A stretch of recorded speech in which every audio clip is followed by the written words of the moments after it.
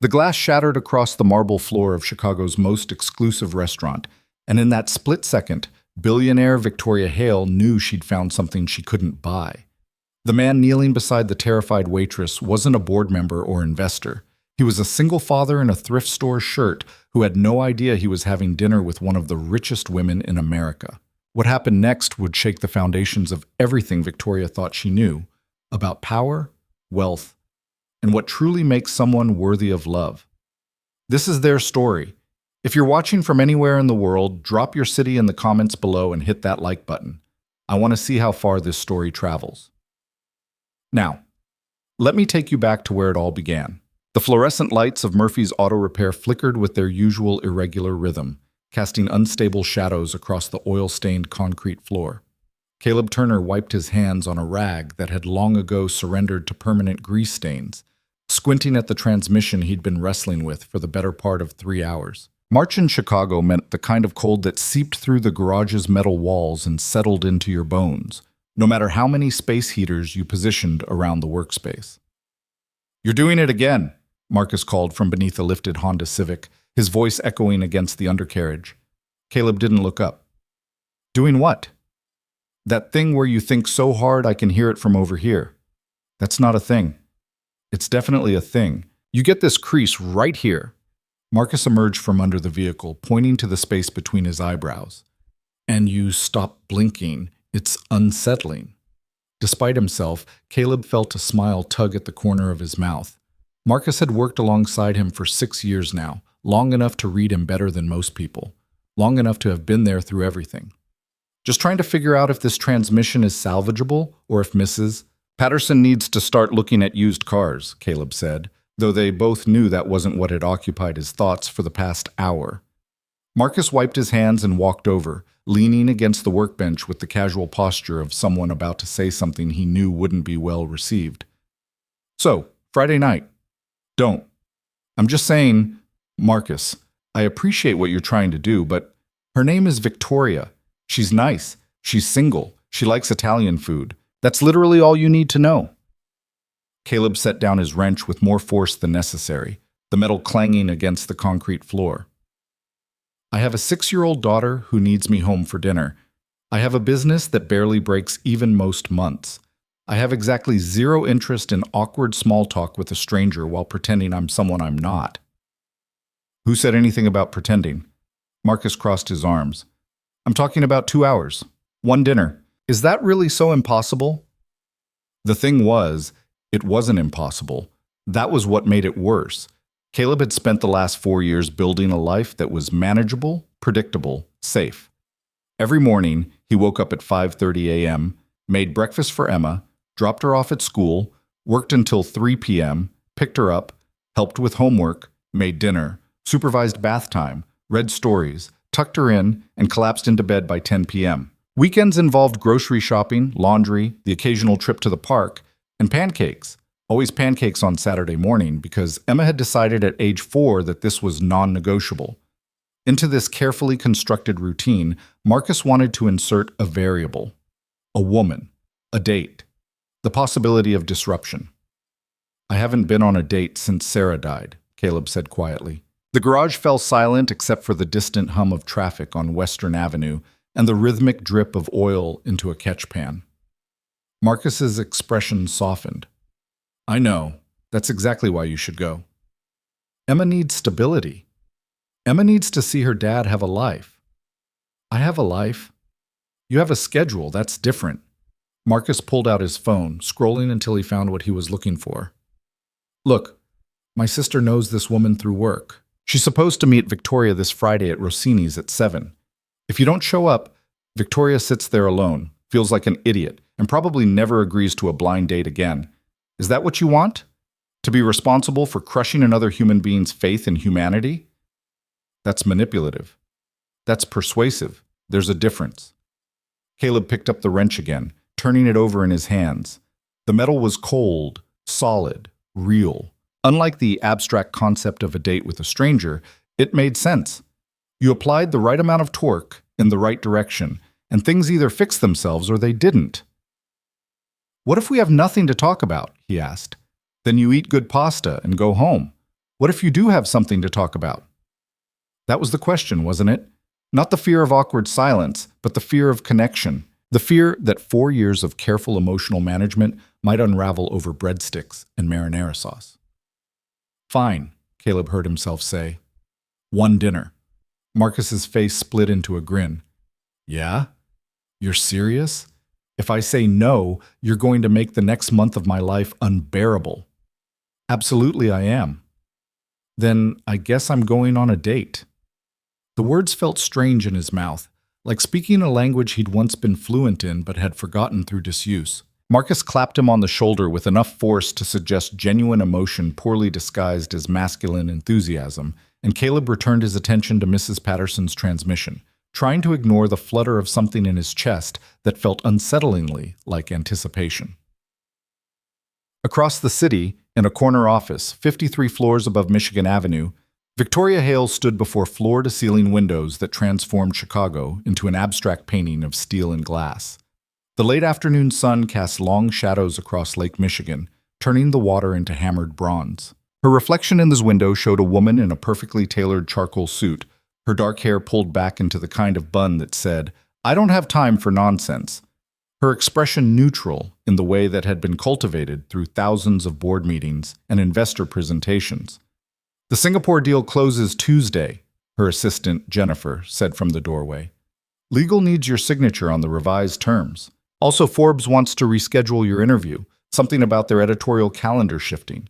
And your mother called 3 times. Victoria turned from the window. What did my mother want? She didn't say. She just insisted it was important and that you'd know what it was about. Victoria did know. It was the same thing that had been about for the last 3 calls, and the 10 before that. Victoria's continuing failure to produce either a suitable romantic partner or a reasonable explanation for why, at 30 years old, she insisted on prioritizing that company over settling down. Tell her I'll call her this weekend. She said you said that last weekend. Then tell her I'll definitely call her this weekend. Jennifer made a note on her tablet, her expression carefully neutral. She'd worked for Victoria for 4 years and had mastered the art of conveying opinions through minute adjustments in posture and tone. Right now, her posture suggested that she agreed with Victoria's mother, but was too professional to say so. Anything else? Victoria asked. Just the dinner reservation. Friday at 7. Rossini's on Taylor Street. Victoria had forgotten about that.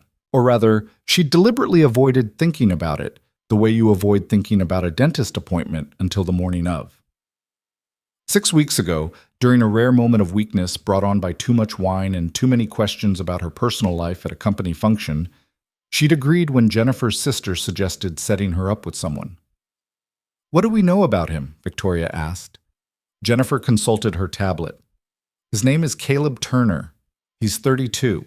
He owns an auto repair shop. He has a 6-year-old daughter. He's apparently very nice. Very nice, Victoria repeated. That's specific. That's what my sister said. He's very nice and you'll like him. Victoria returned her gaze to the window, watching a sailboat cut through the darkening water far below.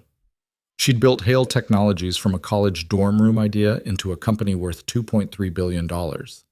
She employed over 3,000 people across 14 countries. She'd been featured in Time, Fortune, and Business Week. She'd delivered a TED Talk that had been viewed 18 million times. And apparently, the best descriptor someone could offer for her blind date was very nice. What should I wear? She asked, surprising herself. Jennifer looked up sharply, something like hope flickering across her face. You're actually going. I said I would. You say a lot of things. You show up to about half of them if they're not work-related. This was accurate but irritating. What should I wear? Victoria repeated. Jennifer studied her for a long moment, and Victoria could practically see the calculations happening behind her eyes. What do you want to get out of this dinner?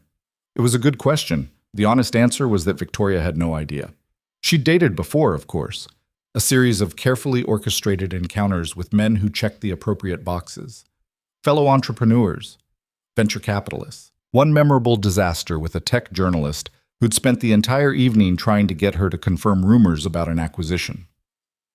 Each relationship had followed the same pattern: initial interest, mutual understanding of each other's ambitions, scheduling conflicts, gradual drift, and eventually a text message that began with, I think we want different things. What Victoria wanted, she realized, was to not be Victoria Hale for a few hours. To sit across from someone who didn't know about the Forbes profile, or the TED Talk, or the board seats at 3 Fortune 500 companies. To have a conversation that wasn't strategic or transactional or carefully calibrated for maximum benefit. I want to wear something comfortable, she said finally. Jennifer's eyebrows rose. Comfortable? Is that not allowed? No, it's just, I've never heard you use that word in the context of clothing before. You have 3 categories: board meeting, conference, and gala. Comfortable isn't typically a consideration. Victoria walked to her private closet, because of course her office had a private closet, and stared at the rows of designer suits, cocktail dresses, and evening gowns. Clothes as armor. Clothes as messaging. Clothes that said, take me seriously, and I belong here. And yes, I'm worth what my company is worth. Pushed to the very back, behind the Armani and the Prada and the custom pieces from her personal tailor, she found a section of clothes she barely remembered owning. A sweater her roommate had given her in college, oversized and soft and the color of oatmeal. Jeans she'd bought for a hiking trip that never happened, worn at the knees and frayed at the hem. Sneakers that had once been white and were now the grayish color of things that had been loved and forgotten. She pulled out the sweater, holding it up to the light. It was possibly the least impressive garment she owned, which made it perfect. These, she said, gathering the jeans and sneakers as well. I'll wear these. Jennifer stared at her. To a date? He owns an auto repair shop. I'm guessing he doesn't expect Chanel. You have nice casual clothes. You have that cashmere set from Loro Piana. You have those jeans from Citizens of Humanity that cost $400 and look effortlessly perfect.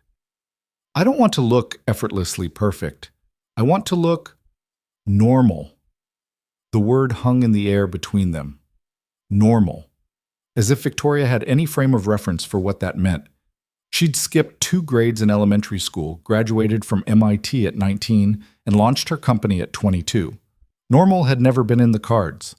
Jennifer closed her tablet with a decisive click. Okay, if we're doing this, we're doing it right. Let me see what you're working with.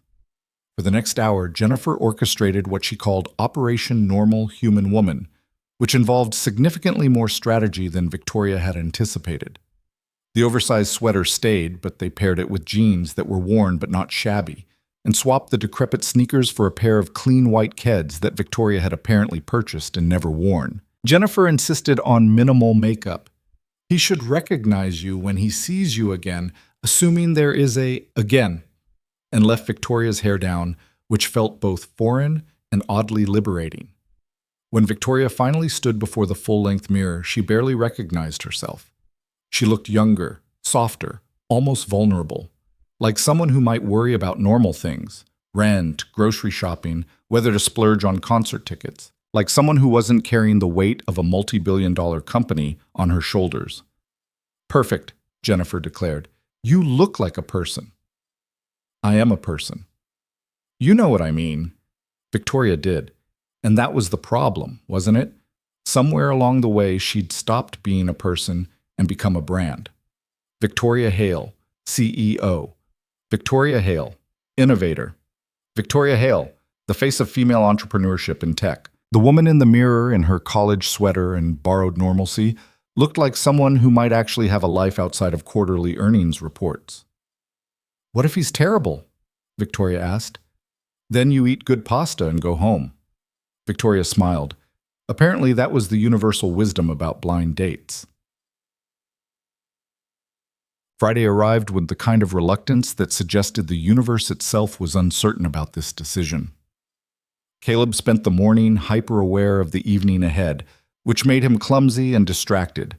He dropped the same socket wrench twice, miscalculated a quote badly enough that Marcus had to intervene, and nearly forgot to pick up Emma from school until his phone alarm reminded him. Emma was in a chatty mood, which was both a blessing and a curse. The blessing was that it required minimal input from him. He could drive and make appropriate encouraging noises while his mind churned through every possible disaster scenario for the evening.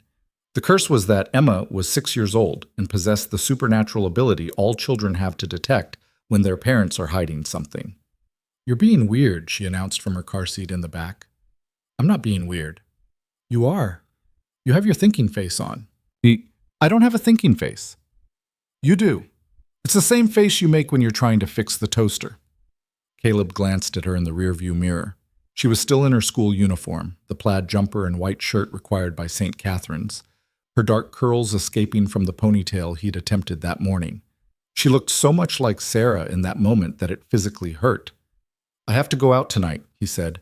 Mrs. Rodriguez is going to stay with you. Emma's face lit up. The nice grandma who makes cookies? That's the one. Where are you going?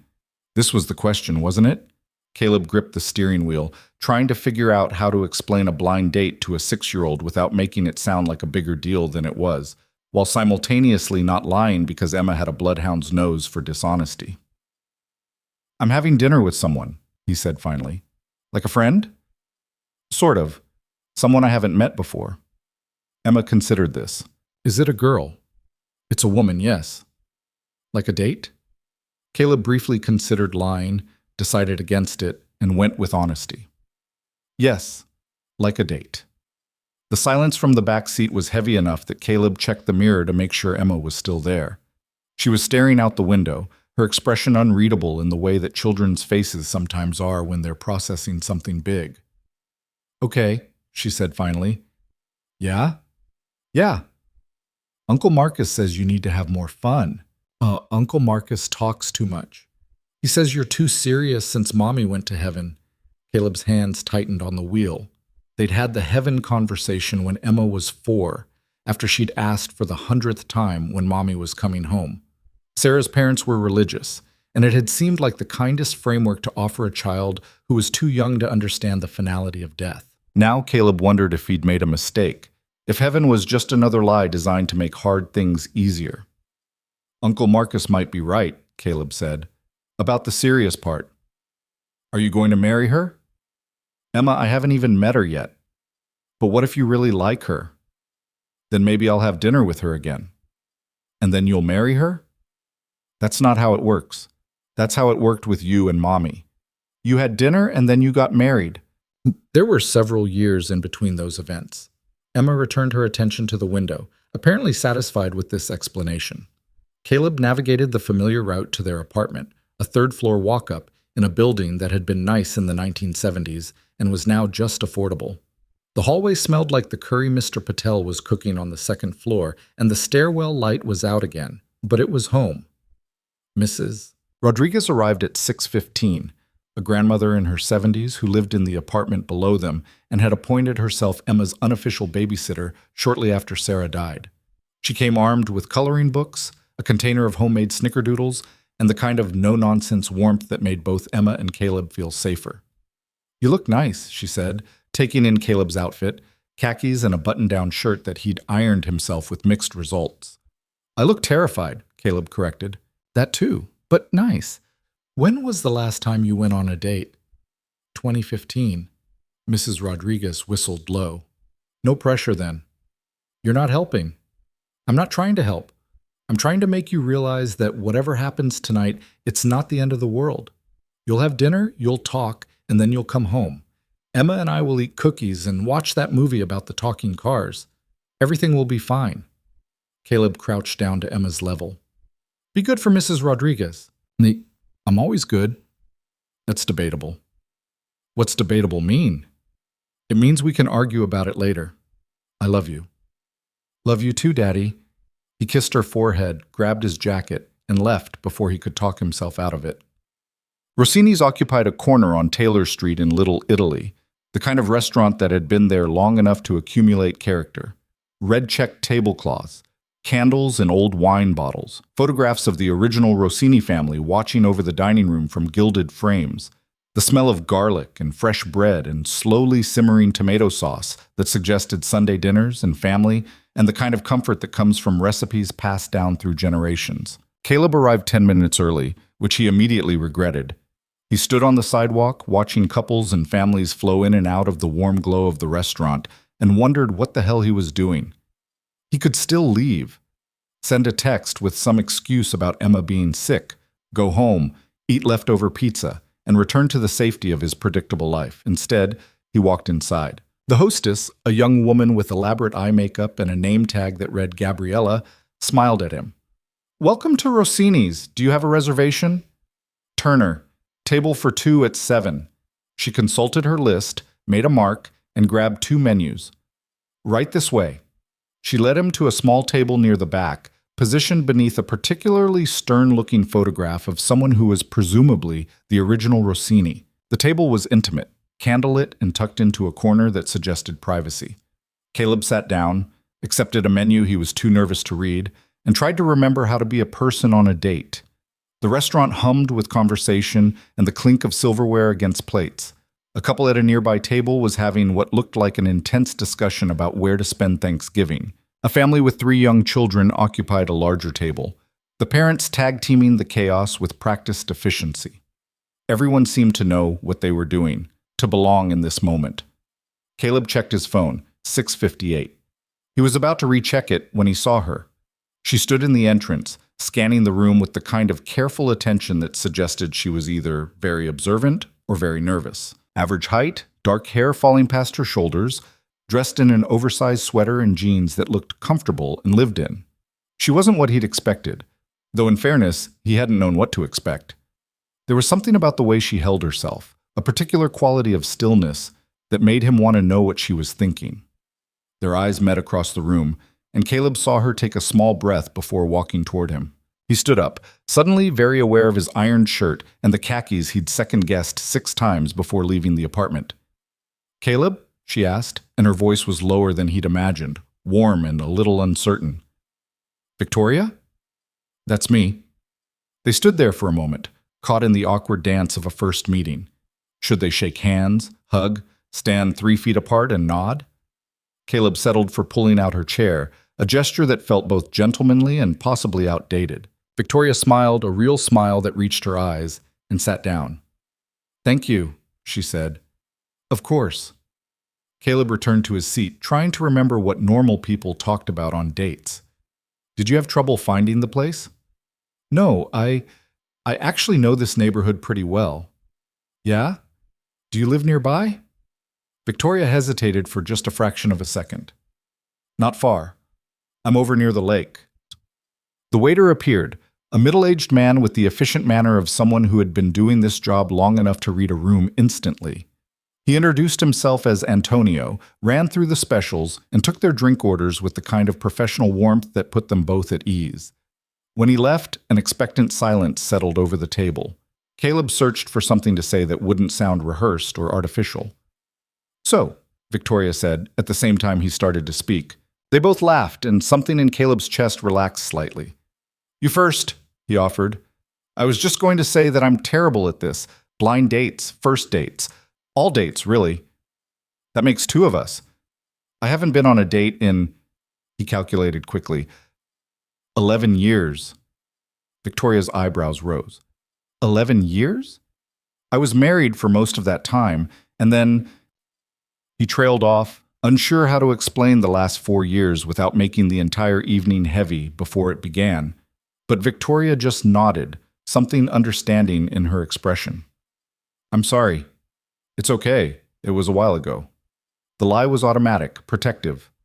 4 years felt both like yesterday and a lifetime ago, depending on the day. "What about you? When was your last date?" 3 months ago. A disaster involving a man who spent the entire evening explaining blockchain to me as if I'd never heard of it before. Caleb laughed. "Did you tell him you knew what blockchain was?" "I tried. He didn't believe me. He actually patted my hand at one point and said, 'It's complicated. Don't worry about it.'" "That's impressively condescending." "He was an impressive person," Victoria said dryly. Antonio returned with their drinks, water for Victoria, beer for Caleb, and hovered attentively while they ordered. Victoria chose the eggplant parmesan without looking at the menu, which suggested either she'd been here before or she was the kind of person who made decisions quickly. Caleb ordered the chicken marsala and felt absurdly proud of himself for not panicking. When they were alone again, Victoria leaned forward slightly. "So, auto repair. How did you get into that?" Caleb took a sip of his beer, buying time. This was usually where dates went wrong, when people found out what he did for a living and either lost interest or, worse, became overly interested in the wrong way. I've always been good with my hands. My dad was a mechanic, and I grew up in the shop. It made sense. Do you like it? It was a simple question, but Caleb found himself actually considering it rather than giving the automatic answer. Most days, yeah. There's something satisfying about taking something broken and making it work again. And I'm my own boss, which means I can pick up my daughter from school. How old is she? 6, Emma. Caleb smiled without meaning to. She's the best thing that ever happened to me. Also the most exhausting. What's she like? And just like that, Caleb found himself talking. He told Victoria about Emma's obsession with dinosaurs and her insistence on wearing only purple clothes for an entire month last year. He described her tendency to ask impossible questions at bedtime. Dad, what's bigger than the universe? And if you could be invisible, but only on Tuesdays, would you do it? And her absolute conviction that pancakes were a legitimate dinner option. Victoria listened with the kind of attention that felt rare and valuable. She didn't check her phone or glance around the room. She asked follow-up questions that suggested she was actually interested rather than just being polite. When their food arrived, they barely noticed, too caught up in the conversation. Your turn, Caleb said, cutting into his chicken. What do you do? Victoria took a bite of her eggplant parmesan, and Caleb saw something flicker across her face. Calculation, maybe, or uncertainty. I work in tech. What kind of tech? Software. Lots of boring meetings and emails. Nothing as interesting as fixing things. It was vague enough that Caleb almost pressed for details, but something in her tone suggested she'd rather talk about something else. So he let it go, steering the conversation toward safer topics. Favorite movies, best vacation spots. Whether deep dish or thin crust pizza was superior. Victoria argued passionately for thin crust.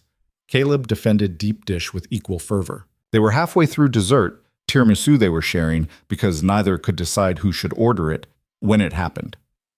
An elderly waitress, not Antonio, was carrying a tray loaded with dishes to a nearby table. Caleb saw it before it happened, the way her hands trembled slightly, the angle of the tray shifting.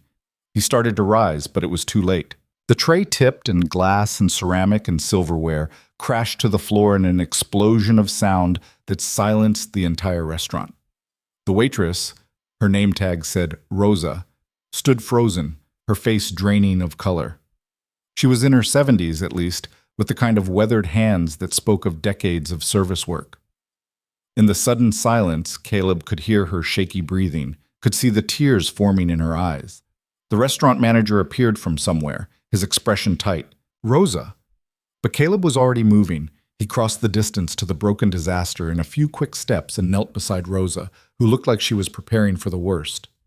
Hey, he said gently, keeping his voice low. It's okay. Everyone has rough days. I'm so sorry, Rosa whispered, her accent thick with stress. I don't know what happened. My hands. Don't worry about it. Caleb started gathering the larger pieces of broken plate, careful of the sharp edges. Accidents happen. That's why they're called accidents. He looked up at the manager, who was still standing there with that tight expression. Do you have a broom and maybe a mop? The manager blinked, seeming to recalibrate. Yes. Rosa, why don't you take a break? No, I need to. Take a break, Caleb said, his tone kind but firm. Sit down for a minute. Catch your breath. The mess will still be here when you get back. Rosa's eyes filled with tears again, but this time they looked like relief. She squeezed Caleb's shoulder with a trembling hand and retreated to the back of the restaurant. Caleb continued cleaning up, joined after a moment by the manager with a broom and dustpan. The rest of the dining room slowly resumed its conversations, the crisis apparently over. When most of the debris was cleared, Caleb stood and returned to his table, where Victoria was watching him with an expression he couldn't quite read. Sorry about that, he said, sitting down. Don't apologize. Victoria's voice was quiet.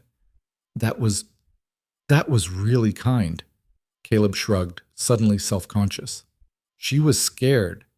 I know what it's like to feel like everything's about to fall apart over something small. Victoria studied him for a long moment, and Caleb had the distinct impression he was being evaluated in some way he didn't understand. Then she smiled, and it was different from her earlier smiles. Deeper, somehow, more genuine. Tell me more about Emma, she said. What does she want to be when she grows up? and they were back in the conversation, but something had shifted. The evening flowed more easily after that, like a river that had found its proper course. They talked until the restaurant began to empty, until Antonio brought the check with a knowing smile, until Caleb realized with shock that 3 hours had passed. Outside, the March night was cold and clear, stars barely visible through Chicago's light pollution. They stood on the sidewalk, and Caleb felt the approaching end of the evening like a weight. "This was nice," Victoria said. "It was better than nice." She laughed. "Okay, it was better than nice. Can I walk you to your car?" "I took an Uber. I'm going to take one back." Caleb nodded, trying to figure out how to say what he wanted to say without sounding desperate or presumptuous. "I'd like to do this again, if you would." Victoria looked up at him, and in the glow of the streetlight, he could see something in her expression that looked like hope. "I'd like that too." "Yeah?" "Yeah." They exchanged numbers, and Victoria's Uber arrived too quickly. She gave him a small wave before getting in, and Caleb stood on the sidewalk watching the car disappear into traffic, feeling like something significant had just happened, though he couldn't quite articulate what. He drove home through empty streets, his mind replaying the evening in fragments. The way Victoria had laughed at his terrible puns. The questions she'd asked about Emma, specific and thoughtful.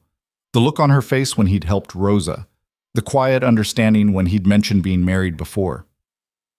Mrs. Rodriguez was reading a magazine on the couch when he came in, Emma asleep in her room.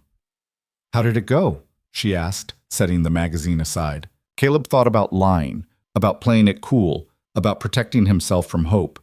Instead, he smiled. "Really well, actually." "Good. You deserve that." After Mrs. Rodriguez left, Caleb checked on Emma, who was sprawled across her bed with the complete abandon of childhood sleep. He adjusted her blanket, kissed her forehead, and stood in the doorway for a moment, looking at this small person who was his entire world. Sarah's photograph watched from Emma's nightstand, her smile frozen in that moment 6 years ago when they'd taken Emma to the zoo and everything had still been possible. Caleb had kept the photos up for Emma's sake, wanting her to know her mother, to have images to anchor the stories he told. But sometimes he wondered if they were also there for him, a reminder of what he'd had and lost. "I went on a date tonight," he said quietly to the photograph. "It was good. I think you would have liked her." The photograph, of course, said nothing. In bed, Caleb's phone buzzed with a text message. His heart jumped before he even looked at the screen. It was from Victoria. "I had a really good time tonight. Thank you for that." He stared at the message for a long moment before typing back. "Me too. Would you like to have dinner again this weekend?" The 3 dots indicating she was typing appeared almost immediately. Then, "Yes, I'd love that." Caleb set the phone on his nightstand and lay back, staring at the ceiling and feeling something he hadn't felt in 4 years. Not happiness, exactly. That felt too simple, too fragile. But possibility. The sense that maybe, just maybe, the carefully constructed walls of his safe, predictable life might have room for something new. Across the city, in a penthouse apartment with views of the lake and furniture that cost more than most people's cars, Victoria stood in front of her bathroom mirror and considered the woman looking back at her. The oversized sweater was draped over a chair in her bedroom. She'd already changed into silk pajamas that cost $300, but had never felt as comfortable as that college sweater. The evening played in her mind like footage she kept rewinding. The easy conversation, Caleb's obvious love for his daughter, the way he'd helped that waitress without hesitation or performance, just simple kindness offered because it was needed. In board meetings and investor calls and conference presentations, Victoria made decisions that moved millions of dollars and affected thousands of lives. She calculated risk and reward, weighed options with ruthless precision, and rarely doubted her conclusions. But this felt different. This felt like standing on the edge of something unknown with no data to analyze, no projections to study. Just the memory of a man in a thrift store shirt who'd made her laugh and asked about her favorite movies, and treated a stranger with the kind of decency that shouldn't be remarkable but somehow was. Her phone sat on the marble counter, Caleb's last message still on the screen. She picked it up, scrolling back through their brief text exchange, and allowed herself to smile. Then she opened her laptop and did something she'd been carefully not doing all evening. She Googled him. Caleb Turner, owner of Murphy's Auto Repair. A few Yelp reviews that praised his honesty and fair prices. A Facebook page that hadn't been updated in 3 years and showed a profile picture of him with a young girl, Emma, presumably, both of them grinning at the camera, covered in what looked like flour. No digital footprint beyond that. No LinkedIn profile. No Twitter account. No Instagram documenting carefully curated moments. In an age where everyone performed their lives online, Caleb Turner apparently just lived his.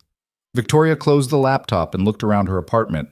The designer furniture, the original art on the walls. The view that had made Architectural Digest's editor literally gasp. All of it beautiful, expensive, and none of it feeling like home in the way Caleb had described his life. The Saturday pancakes, the impossible bedtime questions, the small, specific rituals that made a life real. She had carefully not mentioned what she did, had deflected with vague answers about software and boring meetings. The lie of omission sat uncomfortably in her chest. At some point, she would have to tell him. At some point, he would Google her the way she'd Googled him, and he would find not a few Yelp reviews, but pages and pages of Forbes profiles and TED Talks, and think pieces about women in tech. But not yet. Not when this fragile new thing between them was just beginning. For now, she could be just Victoria, the woman in the comfortable sweater who liked Italian food and terrible puns, and the way a kind man had knelt beside a frightened stranger and made everything okay with a few gentle words. Her phone buzzed with a new message from Jennifer. How did it go? Victoria considered her response, then typed, Better than expected. We're having dinner again this weekend. The reply was immediate. Tell me everything tomorrow. Victoria set the phone aside and walked to the window, looking out at Chicago spread below her like a circuit board of light. Somewhere out there, Caleb was probably asleep, and Emma was probably sprawled across her bed in complete unconsciousness. And Victoria was here, 53 floors above the city, feeling something she hadn't felt in longer than she could remember. Like maybe, just maybe, she'd found something real. The week that followed their first dinner moved with the strange duality of time that comes when you're waiting for something important. For Caleb, the days at the shop stretched endlessly, each hour marked by the mechanical rhythm of work that his hands knew how to do even when his mind was elsewhere. For Victoria, board meetings and conference calls blurred together into background noise while her thoughts kept returning to a corner table at Rossini's and the unexpected ease of conversation with a man who knew nothing about her except what she'd chosen to show him. Saturday arrived with Emma bouncing on Caleb's bed at 6:47 a.m., a full 13 minutes before his alarm was set to go off. Pancakes, she announced, as if this were breaking news rather than their established weekend tradition. Caleb groaned and pulled a pillow over his face. It's not even 7. The earlier we make pancakes, the earlier we can eat pancakes. That's just science, Dad. That's not science. That's you being hungry. Science can be about being hungry. Emma tugged the pillow away, her curls wild around her face, her expression pure determination. Come on, you promised chocolate chips. I don't remember promising chocolate chips. You promised in your heart. Caleb couldn't help but laugh. Where do you even learn this stuff? TV, books, my brain. Are we making pancakes or not? 20 minutes later, they stood side by side in the narrow kitchen, Emma on a step stool so she could reach the counter. Caleb had learned early in single fatherhood that cooking with a 6-year-old took 3 times as long and created 5 times the mess, but the alternative was cooking alone while Emma watched cartoons, and he'd discovered he preferred the chaos. 2 cups of flour, he instructed, watching as Emma carefully measured, her tongue sticking out slightly in concentration. Check. 1 tablespoon of sugar? Check. And a pinch of salt. Emma's hand hovered over the salt container. How much is a pinch? About this much, Caleb demonstrated, and Emma mimicked him with exaggerated precision. They worked through the recipe with the comfortable synchronization of practice, Emma narrating each step as if she were hosting a cooking show. And now we add the milk, folks, which is very important because without milk we'd just have flour dust, and that's not delicious at all. Who taught you to talk like that? Caleb asked, whisking the batter. Uncle Marcus. He says I should have my own YouTube channel. Uncle Marcus says a lot of things. He also says you've been smiling more this week. Caleb's hand paused mid-whisk. He said that? Yep. He told Mrs. Rodriguez when he thought I wasn't listening. He said you went on a date with a nice lady, and now you're smiling more. Emma looked up at him with those impossibly direct eyes that children have, the ones that see through every deflection. Are you going to see her again? There it was, the question Caleb had been both hoping for and dreading. He resumed whisking, buying himself a moment. Actually, yes, tonight. Tonight? Emma's face lit up with an excitement that was both gratifying and terrifying. Is she coming here? Can I meet her? No, we're going to dinner again, and it's too soon for you to meet her. Why? Because we're still getting to know each other. But I'm part of you. So if she's getting to know you, she should get to know me. The logic was airtight, and Caleb had no good counterargument that didn't involve explaining the complex social conventions of adult dating to a first grader. How about this? If we keep seeing each other, and if it keeps going well, then you can meet her. But not yet. Emma considered this while pouring chocolate chips into the batter with the kind of generosity that suggested she hadn't actually measured anything. Okay, but when I do meet her, I'm going to ask her very important questions. What kind of important questions? Like what's her favorite dinosaur, and if she thinks pancakes can be dinner, and if she's going to be nice to you. Something in Caleb's chest tightened. You don't need to worry about that, sweetie. I'm not worried. I'm just going to ask.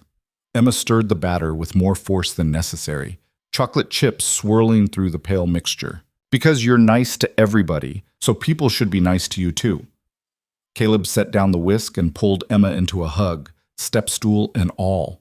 She smelled like sleep and the strawberry shampoo they'd used last night, and she was getting so big, long-limbed and solid in a way that made him ache with how quickly time was passing. I love you, he said into her hair. I love you too. Can we cook the pancakes now? I'm starving. They spent the rest of the morning in their usual weekend rhythm. Pancakes followed by cartoons, followed by a trip to the park where Emma ran wild with the kind of energy that Caleb could barely remember having. By early afternoon, when Emma was settled with a coloring book and he had a few hours before he needed to start getting ready, Caleb allowed himself to check his phone. There were 2 new messages from Victoria. The first, sent at 8:32 a.m. Is 7 p.m. still good for tonight? The second, sent at 10:15 a.m.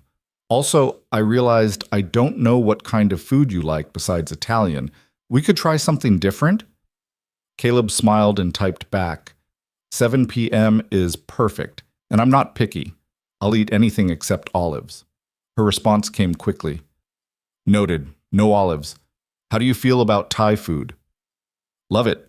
There's a good place in Lincoln Park if you want a recommendation. I know the one you're thinking of. See you at 7. The casual confidence of that last message, the assumption that she knew which restaurant he meant, stuck with Caleb. It suggested a familiarity with the city's dining scene that felt at odds with her claimed boring tech job. But then again, maybe people in software made more money than he thought. Chicago was expensive, after all.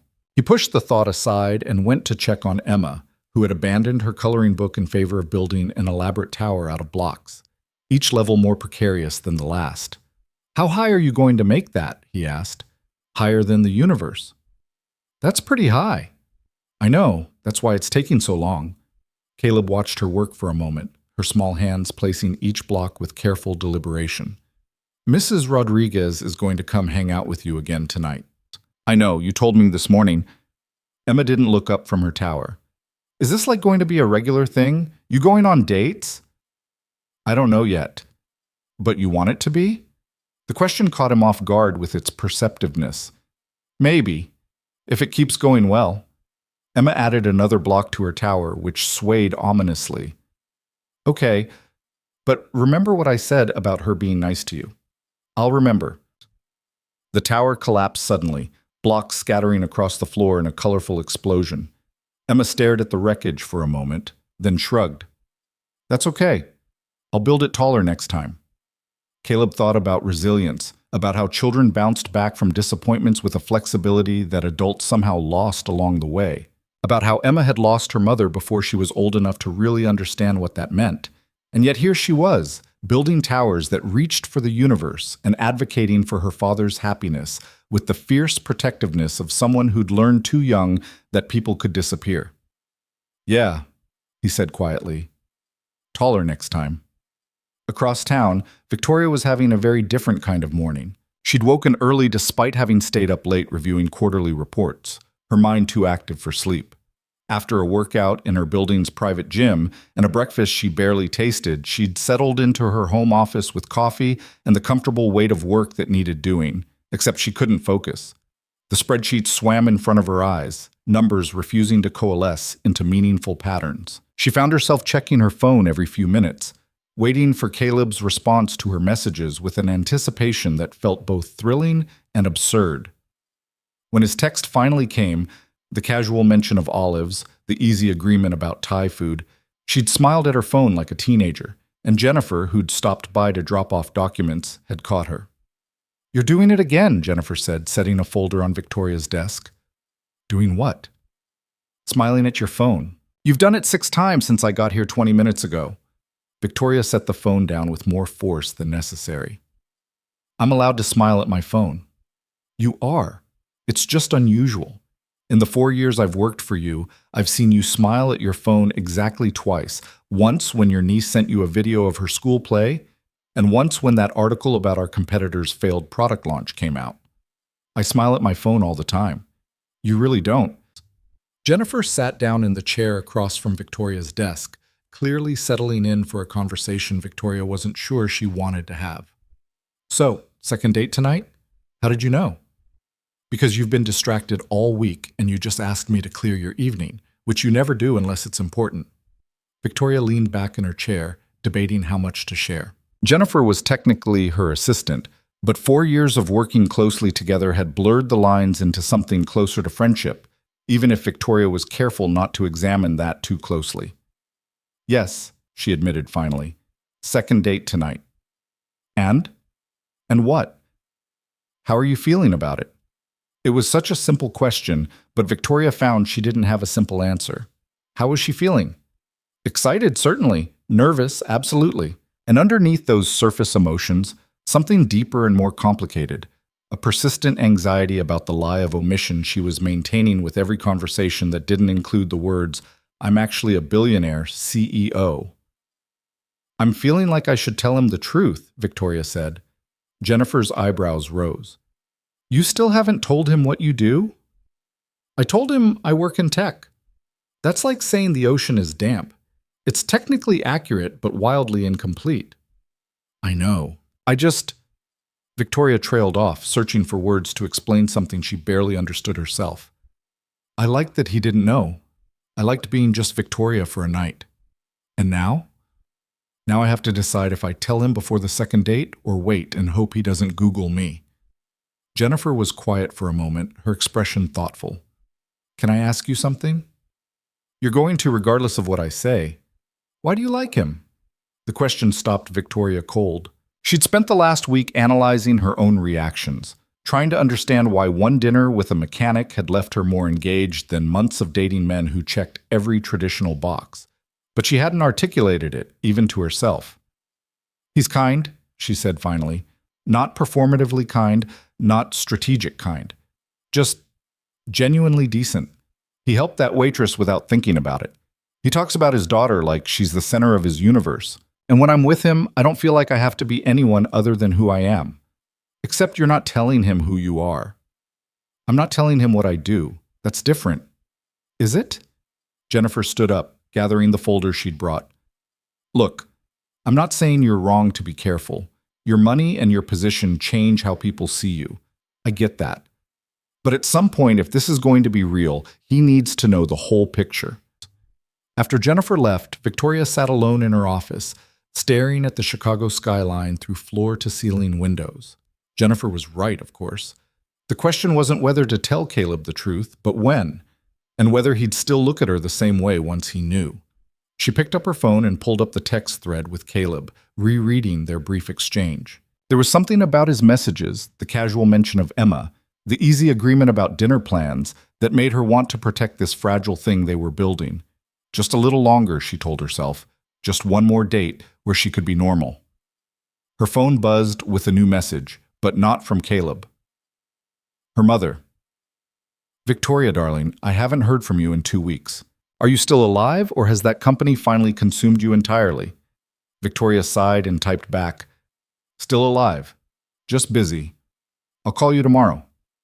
"You said that last week. Your father and I are beginning to think you're avoiding us." "Not avoiding. Working." "There's a difference?"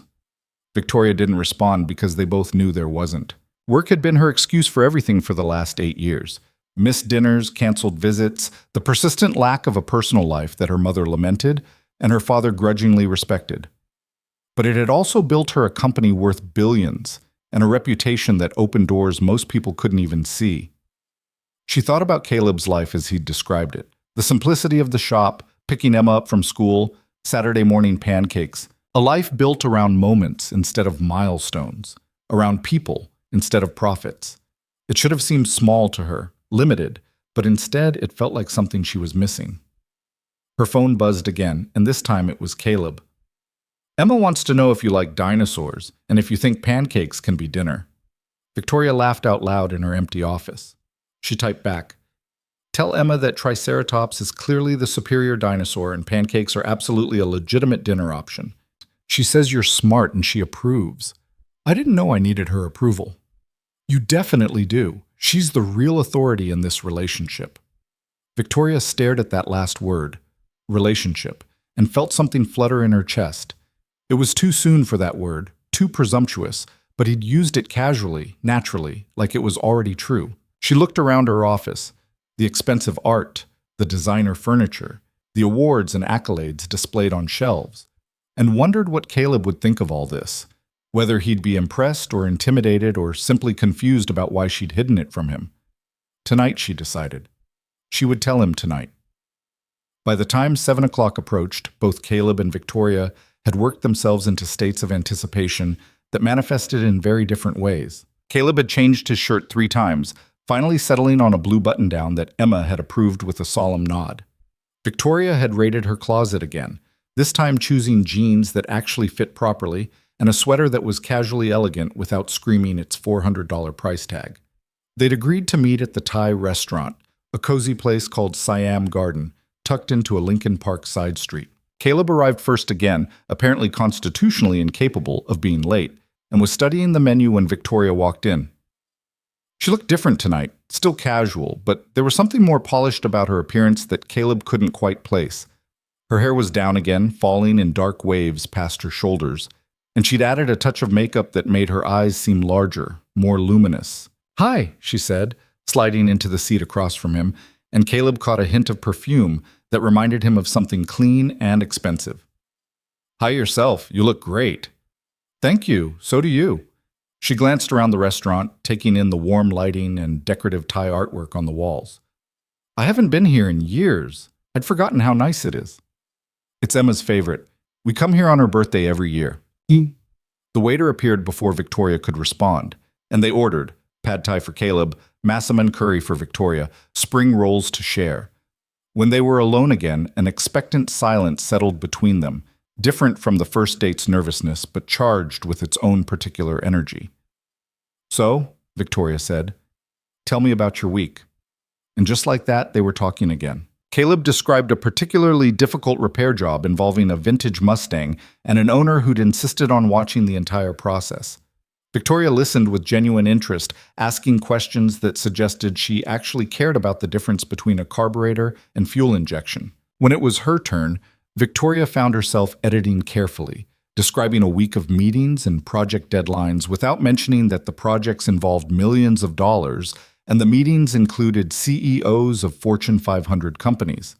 The lies of omission piled up between them like invisible walls, and Victoria felt each one as a small betrayal. Their food arrived and they ate while continuing to talk about Emma's latest dinosaur obsession, about Victoria's complicated relationship with her mother, about favorite books and terrible movies, and the best places in Chicago to watch the sunrise. "I used to take Emma to the lakefront early in the morning," Caleb said, twirling pad thai around his fork. "When she was really little and would wake up at 5 a.m. no matter what I did, we'd watch the sun come up over the water, and she'd make up stories about where the light was coming from." "What kind of stories?" "Dragons. Always dragons. She was convinced there was a dragon that lived under Lake Michigan and breathed fire to make the sun rise." Victoria smiled. That's a much better explanation than the Earth's rotation. Right? I tried to explain the actual science once, and she told me I was wrong and didn't understand dragons. Smart kid. Too smart. She started asking questions I don't know how to answer. Like what? Caleb hesitated, his fork pausing halfway to his mouth. Like whether her mom can see her from heaven, and whether I'm lonely, and whether it's okay for her to forget what her mom's voice sounded like.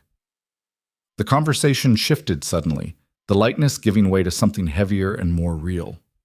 Victoria set down her own fork, giving Caleb her full attention. Those are hard questions, she said quietly. Yeah, I keep thinking I should have better answers, that a good parent would know what to say. I think a good parent is someone who takes the questions seriously, who doesn't brush them off or lie to make things easier. Caleb looked up at her, and Victoria saw something in his expression, gratitude mixed with a vulnerability that made her chest ache. What do you tell her? The truth, as best I can, that I think her mom would be proud of her. That being lonely is okay, and doesn't mean you love someone less. That forgetting small things doesn't mean forgetting the important ones. And does that help? I don't know. I hope so. Caleb took a drink of water, and Victoria watched his hand shake slightly. Sorry, this got heavy fast. Don't apologize. I asked. Still, second date, and I'm already unloading about dead wives and existential questions from 6-year-olds. I'm really selling myself here. Victoria reached across the table and touched his hand, just briefly. You're not selling anything. You're being honest. That's worth more than you think. Their eyes met, and something passed between them. A recognition, maybe, or an understanding that this was becoming more than casual dinners and pleasant conversation. They were treading into deeper water, and Victoria felt the weight of her own dishonesty pressing against her ribs. Tell him, she thought. Tell him now. But before she could find the words, Caleb spoke first. Can I ask you something? Of course. What made you agree to this? The blind date. You seem like someone who has a lot going on. Why take a chance on some random guy your friend's sister set you up with? Victoria considered the question carefully. Honestly, I was tired of dating people who only saw what I could do for them. And I thought maybe someone who didn't know anything about me might actually see me. What do you mean, what you could do for them? And there it was, the opening she needed. She could tell him right now, explain everything, and whatever happened next would at least be built on honesty. I mean, Victoria started, but her phone buzzed loudly on the table, interrupting her. She glanced at the screen and saw her CFO's name. She wouldn't be calling on a Saturday night unless it was urgent. I'm so sorry, Victoria said. I need to take this. It's work. She stepped outside before Caleb could respond, answering the call in the cold night air. What's wrong? The Singapore deal is falling apart, her CFO said without preamble. Their board is getting cold feet about the valuation. We need you on a call in 30 minutes. Victoria closed her eyes. I'm in the middle of something. Victoria, this is a $200 million deal. If we lose this, it affects our entire Q2 projections. She thought about Caleb inside, waiting for her to return. About the conversation they'd been having, the truth she'd been about to tell. About how quickly the demands of her real life could intrude on this small space she'd carved out for something different. I'll be there, she said finally. Give me 45 minutes. She ended the call and stood on the sidewalk for a moment, trying to compose herself before going back inside. Through the restaurant window, she could see Caleb at their table, checking his own phone with that half smile he got when he was probably texting with Emma. Victoria walked back inside, and Caleb looked up as she approached. Everything okay? He asked. Not really. I'm so sorry, but I have to go. Work emergency. His face fell slightly, though he tried to hide it. Oh, okay. Is everything all right? It will be. Just something that can't wait. Victoria gathered her purse, hating herself for the disappointment in his eyes. I'm really sorry. This was going so well. It's fine. Work happens. I get it. But there was something in his tone that suggested he didn't quite get it, couldn't understand what kind of work emergency would pull someone away on a Saturday night. And why would he? As far as he knew, she had a normal job with normal demands. Victoria pulled out her wallet, but Caleb waved her off. I've got it. You need to go. Are you sure? Yeah, go handle your emergency. She wanted to kiss him goodbye, to do something that would bridge the gap this interruption had created, but it felt like the wrong moment. Instead, she touched his shoulder briefly. "Can I make it up to you? Maybe coffee sometime this week?" "I'd like that. I'll text you." Victoria left the restaurant feeling like she'd somehow failed a test she hadn't known she was taking. The Uber ride to her office passed in a blur of frustration, at the Singapore deal, at the timing, at her own cowardice in not telling Caleb the truth when she'd had the chance.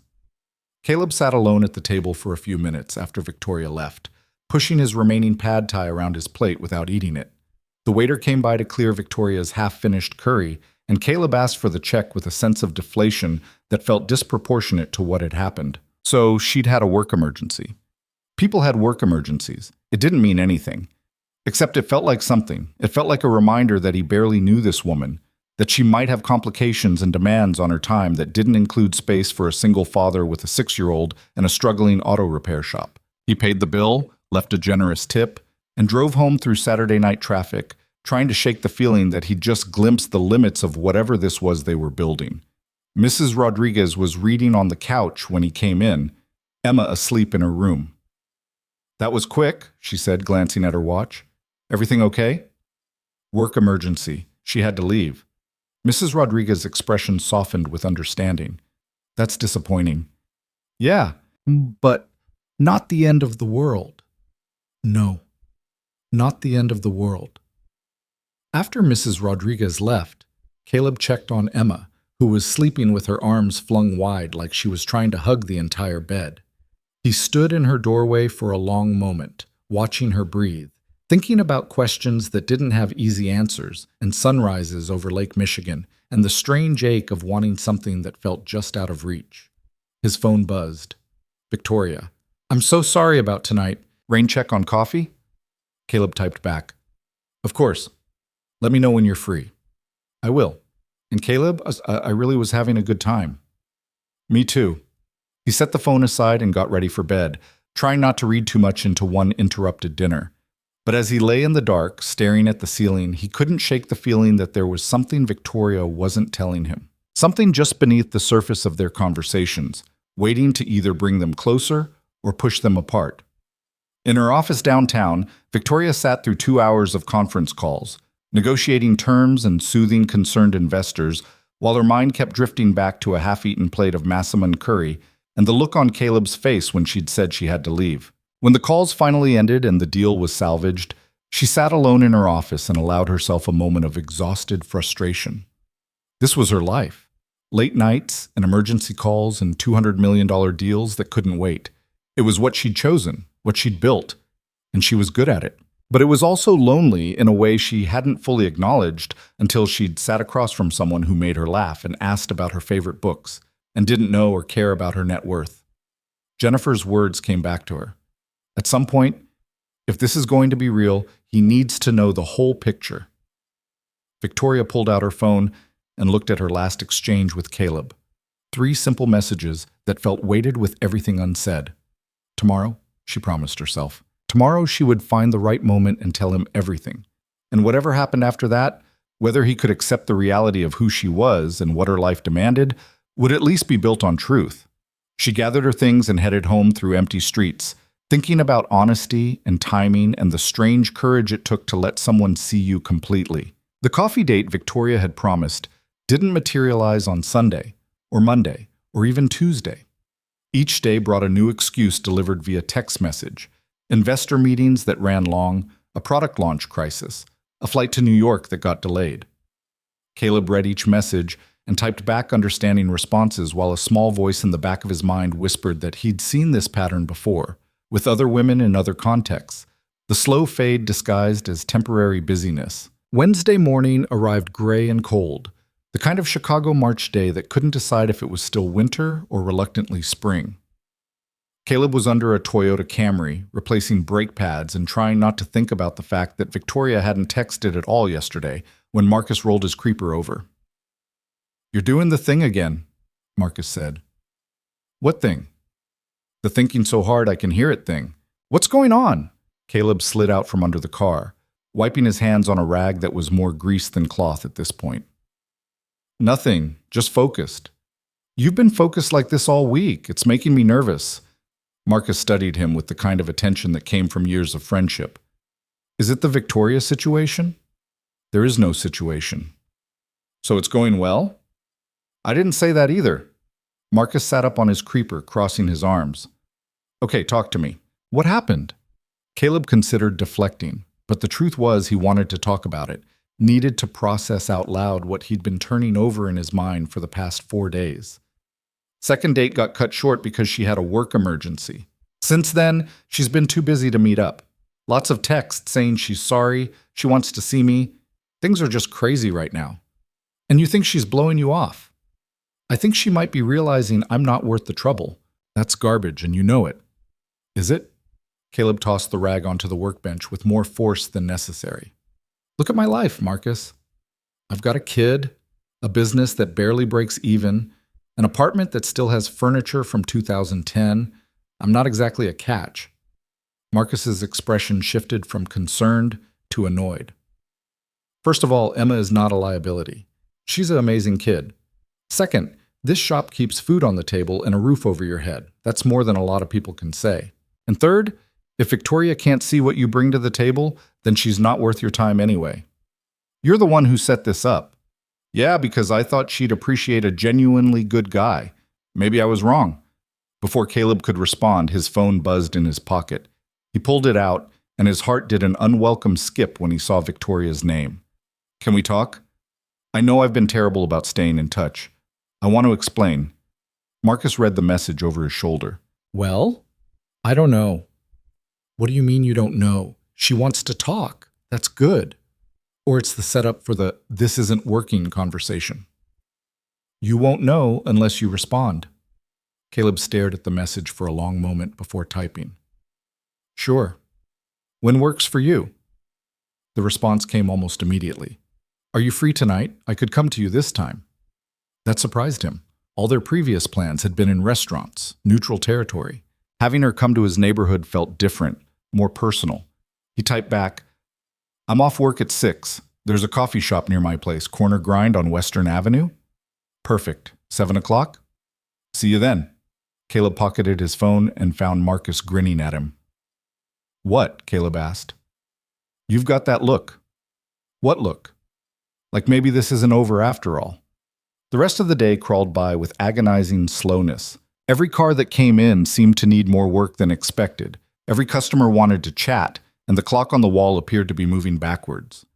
When 6 o'clock finally arrived, Caleb cleaned up faster than he'd ever cleaned up before, said a quick goodbye to Marcus, and drove home with his mind churning through every possible version of the evening ahead. Emma was at her usual after-school program until 6:30, which gave him time to shower and change and try to make himself look like someone who hadn't spent the day covered in motor oil.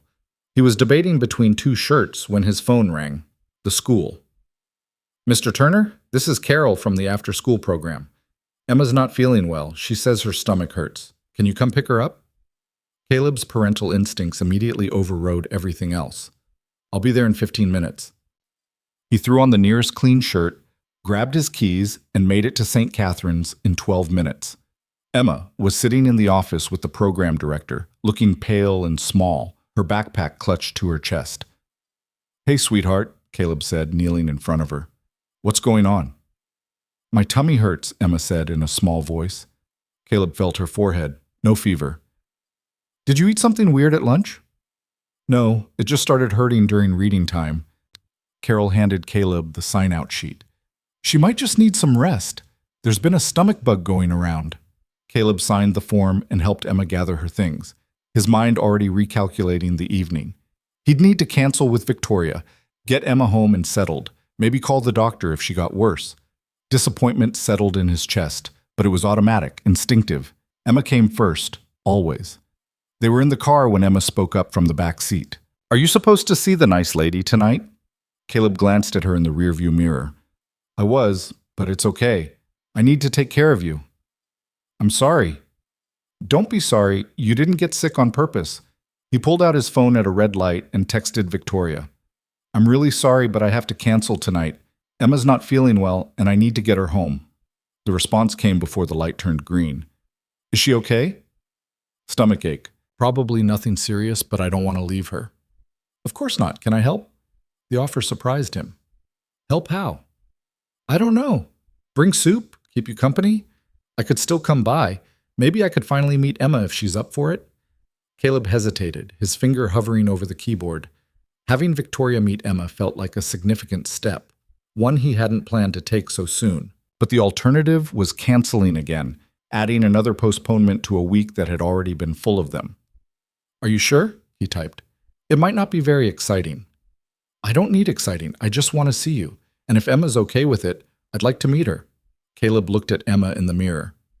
Hey, Em, the lady I've been seeing, Victoria, she offered to come by tonight. Would that be okay with you, or would you rather it just be us? Emma perked up slightly despite her alleged stomachache. The one who likes Triceratops? That's the one. She can come, but only if she doesn't mind that I'm sick. Caleb smiled and texted back. Emma says you can come over. Fair warning, my apartment is small and not very impressive. I don't care about impressive. Text me the address. By the time they got home, Emma's stomachache had mysteriously improved enough for her to request crackers and ginger ale, which made Caleb suspect the illness was at least partially diplomatic. He got her settled on the couch with a blanket and her favorite stuffed Triceratops, then did a frantic 10-minute cleanup of the apartment, shoving toys into bins, wiping down the kitchen counter, hiding the pile of unfolded laundry in his bedroom. The place still looked exactly like what it was, a modest third-floor apartment occupied by a single father and his 6-year-old daughter. Furniture that didn't match, walls that needed repainting, framed photos covering every surface because Caleb could never bring himself to choose which memories to display and which to store away. It was home, but it was also humble, and Caleb felt a flutter of anxiety about Victoria seeing it. At 6:55, his buzzer rang. That's her, Caleb said to Emma, who immediately sat up straighter, her stomachache apparently forgotten. How do I look? Emma asked. Like someone who was just sick, remember? Oh, yeah. Emma slumped dramatically against the couch cushions. Caleb buzzed Victoria up and stood by the door, listening to her footsteps on the stairs. When he opened it, she was standing there in jeans and a sweater, holding a bag from the pharmacy and looking slightly nervous. Hi, she said. Hi, come in. Victoria stepped inside, and Caleb watched her take in the space, the worn but comfortable furniture, the crayon drawings taped to the refrigerator, the general cheerful chaos of a home where a child lived. Her expression was hard to read. It's not much, Caleb started, but Victoria shook her head. It's lovely. It feels like a home. From the couch, Emma made a small noise of greeting. Victoria turned toward her and smiled, a genuine, warm smile that transformed her face. You must be Emma, Victoria said, crossing to the couch. I've heard so much about you. Emma studied Victoria with the frank, assessing gaze that only children can pull off. Are you the one who thinks pancakes can be dinner? I absolutely am. And Triceratops is the best dinosaur? Without question. Emma nodded, apparently satisfied. Okay, you can stay. Victoria laughed and held up the pharmacy bag. I brought some things that might help your stomach. Ginger candies, saltines, and this gross pink medicine that my mom always gave me when I was sick. I don't like pink medicine, Emma said suspiciously. Nobody likes it. That's how you know it works. Caleb felt something in his chest loosen. Victoria wasn't performing. She was just talking to Emma like she was a person, not talking down or trying too hard. Emma seemed to sense this and relaxed accordingly. Can she sit with me? Emma asked Caleb. If she wants to. Victoria looked at Caleb, who nodded, and she settled on the opposite end of the couch from Emma. So your dad tells me you're into dinosaurs. I'm into all dinosaurs, but especially the ones with horns, and the ones that could swim. Did you know there were swimming dinosaurs? I did know that. What's your favorite swimming one? And they were off, Emma launching into an enthusiastic explanation of plesiosaurs that was only partly accurate but wholly passionate. Victoria listened with genuine interest, asking questions that showed she was actually paying attention. Caleb stood in the kitchen, making tea he didn't really want just to give his hands something to do, and watched this scene he'd never quite imagined. His daughter, and this woman he barely knew, talking about prehistoric marine reptiles like old friends. After about 20 minutes, Emma's enthusiasm began to flag, and Caleb could see actual tiredness setting in. Okay, kiddo, he said gently. I think it might be time for bed. But I'm not tired, Emma protested, even as she yawned. That yawn suggests otherwise. Can Victoria help with bedtime? Caleb looked at Victoria, who looked slightly panicked. I don't want to intrude. Please? Emma said. I want to show you my room. Victoria glanced at Caleb, who shrugged with a smile that said, Welcome to parenting. She stood up and offered Emma her hand. Lead the way. Emma's room was exactly what you'd expect from a 6-year-old obsessed with dinosaurs. Plastic models on every shelf, posters on the walls, books stacked in precarious towers. But there were also princess dresses hanging in the closet and a collection of stuffed animals arranged carefully on the bed, because Emma contained multitudes. This is Bluey, and this is Sparkle, and this is Mr. Chomps, Emma said, introducing Victoria to each stuffed animal. Mr. Chomps is a T-Rex, but he's nice, not mean. That's good. Mean dinosaurs are the worst, Victoria said seriously. Caleb helped Emma into her pajamas, while Victoria examined the dinosaur models with appropriate admiration. When Emma was ready for bed, she climbed under the covers and looked at Victoria expectantly. Will you come back? Emma asked. Do you want me to? Yeah, you're nice, and you know about dinosaurs. Then I'll definitely come back, Victoria promised. Emma seemed satisfied with this and turned to Caleb. Okay, I'm ready for a story. Caleb picked up the current book they were reading, a chapter book about a girl who discovers dragons in her backyard, and settled into the reading chair next to Emma's bed. Victoria moved to leave, but Emma stopped her. You can stay and listen if you want. Victoria looked at Caleb, who patted the arm of the chair in invitation. She perched there close enough that Caleb could feel her warmth, and he began to read. He made it through one chapter before Emma's breathing deepened into sleep. He closed the book carefully and stood up, motioning for Victoria to follow him out. They tiptoed from the room like conspirators, and Caleb pulled the door mostly closed behind them. In the living room, the silence felt different than it had before. More comfortable, laden with things unsaid but not uncomfortable. She's wonderful, Victoria said quietly. She liked you. That doesn't happen with everyone. I'm glad. Victoria sat down on the couch, and Caleb joined her, keeping a respectful distance that suddenly felt too far. Thank you for letting me meet her. Thank you for not running away when I had to cancel. Victoria looked at him, her expression serious. Caleb, about this week, I haven't been avoiding you. Things have genuinely been crazy, but I realize how it must have looked. You don't owe me an explanation. I think I do. She took a breath, and Caleb could see her gathering courage for something. I need to tell you something about my job. Caleb felt his stomach tighten. Here it was, whatever truth she'd been dancing around, whatever complication was about to make this more difficult than it needed to be.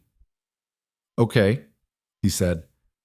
Victoria pulled out her phone, opened it to something, and handed it to him. This is what I do. And Caleb looked at the screen and felt the world tilt slightly. It was a Forbes article titled The Women Reshaping Tech, Victoria Hale's revolutionary approach to software development. The photo showed Victoria in a sharp suit standing in front of a glass building with Hale Technologies written across the entrance. He scrolled down, his mind struggling to process what he was reading. CEO, Billionaire, youngest woman to take a tech company public, philanthropist, board member at 3 Fortune 500 companies. I don't understand, he said slowly. You said you worked in tech. I do work in tech. I just left out some details. Caleb kept scrolling, finding more articles, more photos of Victoria at conferences and galas, shaking hands with politicians and celebrities. In every picture, she looked polished, powerful, completely different from the woman sitting on his couch in jeans and a sweater. You're a billionaire, he said, the words feeling absurd in his mouth. Yes? And you own a company. Yes. Caleb set the phone down carefully on the coffee table like it might explode. His mind was racing, trying to reconcile this information with everything he thought he knew. The work emergencies made sense now. So did the confidence, the way she carried herself, the vague answers about what she did. Why didn't you tell me? He asked, and he hated how hurt he sounded. Victoria's face crumpled slightly. At first, because I wanted one evening where someone didn't know, where I could just be a person, not a CEO or a brand or a net worth. And then it became harder to find the right moment, and the longer I waited, the worse it seemed. So you lied. I omitted, which I know isn't much better. Caleb stood up, needing to move, to process. He walked to the window and looked out at Western Avenue 3 floors below, watching cars pass in the gathering darkness. I don't fit into your life, Victoria. Look at this place. Look at what I do. I fix cars. I live paycheck to paycheck. I'm raising a 6-year-old in a 3rd-floor walk-up. I don't care about any of that. Maybe you don't now, but eventually you will. Eventually you'll need someone who can attend galas and understand stock options and knows which fork to use at fancy dinners. That's not fair. Caleb turned to face her. What's not fair is you making decisions about what I can handle. If you told me from the beginning, I could have decided whether I wanted to deal with this. Would you have? If I'd said on our first date that I was a billionaire CEO, would you have given me a chance? The question hung between them, and Caleb didn't have a good answer because he honestly didn't know.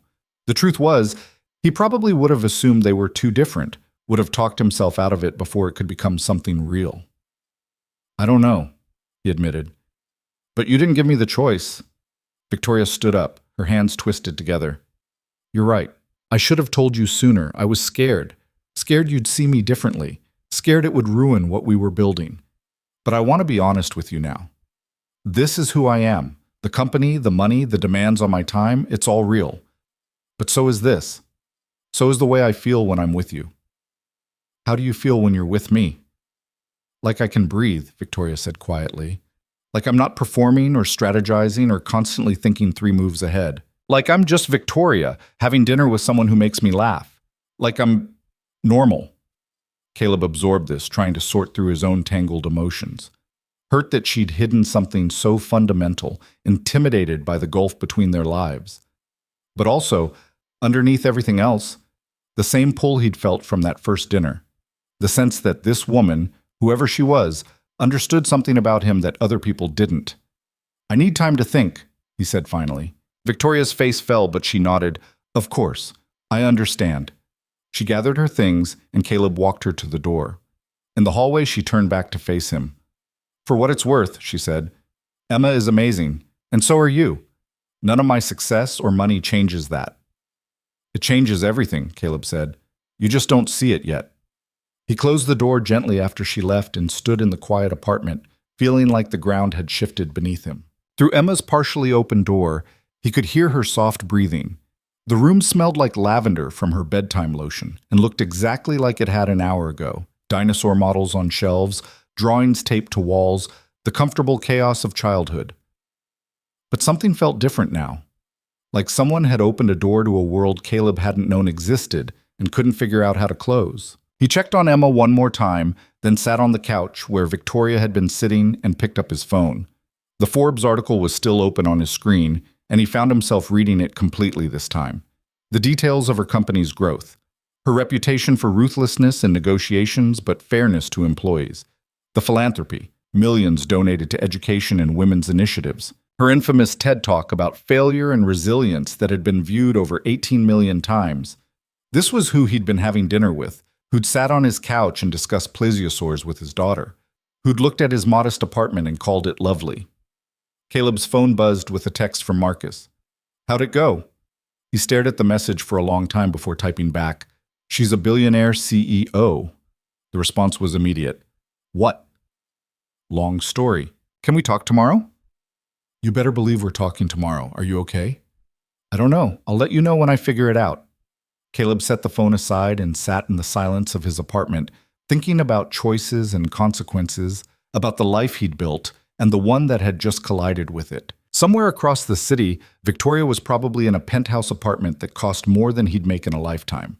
Maybe regretting her confession, maybe wondering if she'd just destroyed something before it had a chance to become real. The truth was, Caleb didn't know what to do with this information. Part of him wanted to call her right now, tell her it didn't matter, that they could figure it out. But another part, the part that had spent 4 years building a safe, manageable life, knew that it did matter. Money changed things. Power changed things. The distance between a mechanic in a walk-up and a billionaire in a penthouse was measured in more than miles. He went to bed that night with his mind churning, and when sleep finally came, it was full of dreams he couldn't quite remember in the morning. Something about glass towers and grease-stained hands and the impossible distance between them. Across town, Victoria sat in her home office with her laptop open to quarterly reports she couldn't focus on. Jennifer had texted earlier asking how the coffee date went, and Victoria had responded with, "I told him everything. I think I just ended it before it really started." The response had been immediate. Give him time. If he's worth it, he'll process and come back. But Victoria wasn't sure. She'd seen the look on Caleb's face when he'd understood the full scope of what she'd hidden. Not anger exactly, but something worse. Disappointment. And maybe fear, the recognition that they existed in fundamentally different worlds. She pulled up the text thread with Caleb, rereading their messages from the past week. The easy banter about dinosaurs and pancakes. His concern when she'd had to cancel. The simple, "see you at 7" that had felt full of promise just hours ago. Victoria typed out a message. "I'm sorry for not telling you sooner, for making this complicated. You deserved honesty from the beginning." She stared at it for a long moment before deleting it unsent. What good would another apology do? She'd said she was sorry. She'd explained her reasoning. Now she had to wait and see if Caleb could look past the revelation to see that the person sitting across from him at dinner, laughing at his stories and caring about his daughter, was the same person who just happened to have $1 billion in the bank. The city lights spread out before her windows like a constellation, and Victoria felt the particular loneliness of being surrounded by millions of people and still being completely alone. She'd worked so hard to build this life. The company, the success, the recognition. She'd sacrificed relationships and normalcy and any semblance of work-life balance to get here. And for what? To sit in an empty penthouse on a Wednesday night, wondering if she'd just lost something that might have been more valuable than any deal she'd ever closed? Victoria closed her laptop and walked to her bedroom, past the expensive furniture and the original art and all the trappings of success that suddenly felt hollow. In her drawer, buried under silk pajamas and designer workout clothes, she found the college sweater she'd worn on their first date. She pulled it on, and it smelled like laundry detergent and nothing else. But wearing it made her feel closer to the version of herself who'd sat at Rossini's and talked about favorite movies like it was the most important conversation in the world. She climbed into bed, a bed large enough for 3 people but occupied only by her, and thought about Emma's small hand in hers, showing her dinosaur models, about Caleb reading bedtime stories in a voice full of warmth and patience, about what it felt like to be in a home that wasn't impressive or expensive but was undeniably full of love. Her phone stayed silent through the night. No text from Caleb, no indication that he was thinking about her the way she was thinking about him. And Victoria, who was used to making things happen through force of will and strategic planning, had to sit with the uncomfortable reality that some things couldn't be controlled or negotiated. Some things just had to unfold in their own time. She fell asleep wondering if she'd just learned the most expensive lesson of her life, that some connections, once broken by dishonesty, couldn't be fixed with apologies or explanations or any amount of wanting them to be okay. And somewhere across the city, Caleb lay awake in his own bed, thinking almost exactly the same thing. 3 days passed in a silence that felt louder than any conversation. Caleb went through the motions of his normal life, dropping Emma at school, working on cars, picking her up, making dinner, supervising homework. But his mind kept drifting back to that moment in his living room when everything had shifted. He'd picked up his phone a dozen times to text Victoria, had typed and deleted messages that ranged from angry to understanding to confused, and had finally settled on saying nothing at all because he genuinely didn't know what he wanted to say. Emma noticed, of course. Children always noticed. "Is Victoria coming back?" she asked on Saturday morning while they were making pancakes, her voice carefully casual, in the way that meant the question was anything but. Caleb measured flour with more attention than it required. "I don't know, sweetheart. Did you have a fight?" "Not exactly a fight, more like a misunderstanding." Emma was quiet for a moment, stirring the batter with intense focus. "Mom used to say that misunderstandings were just fights that hadn't figured out how to be over yet."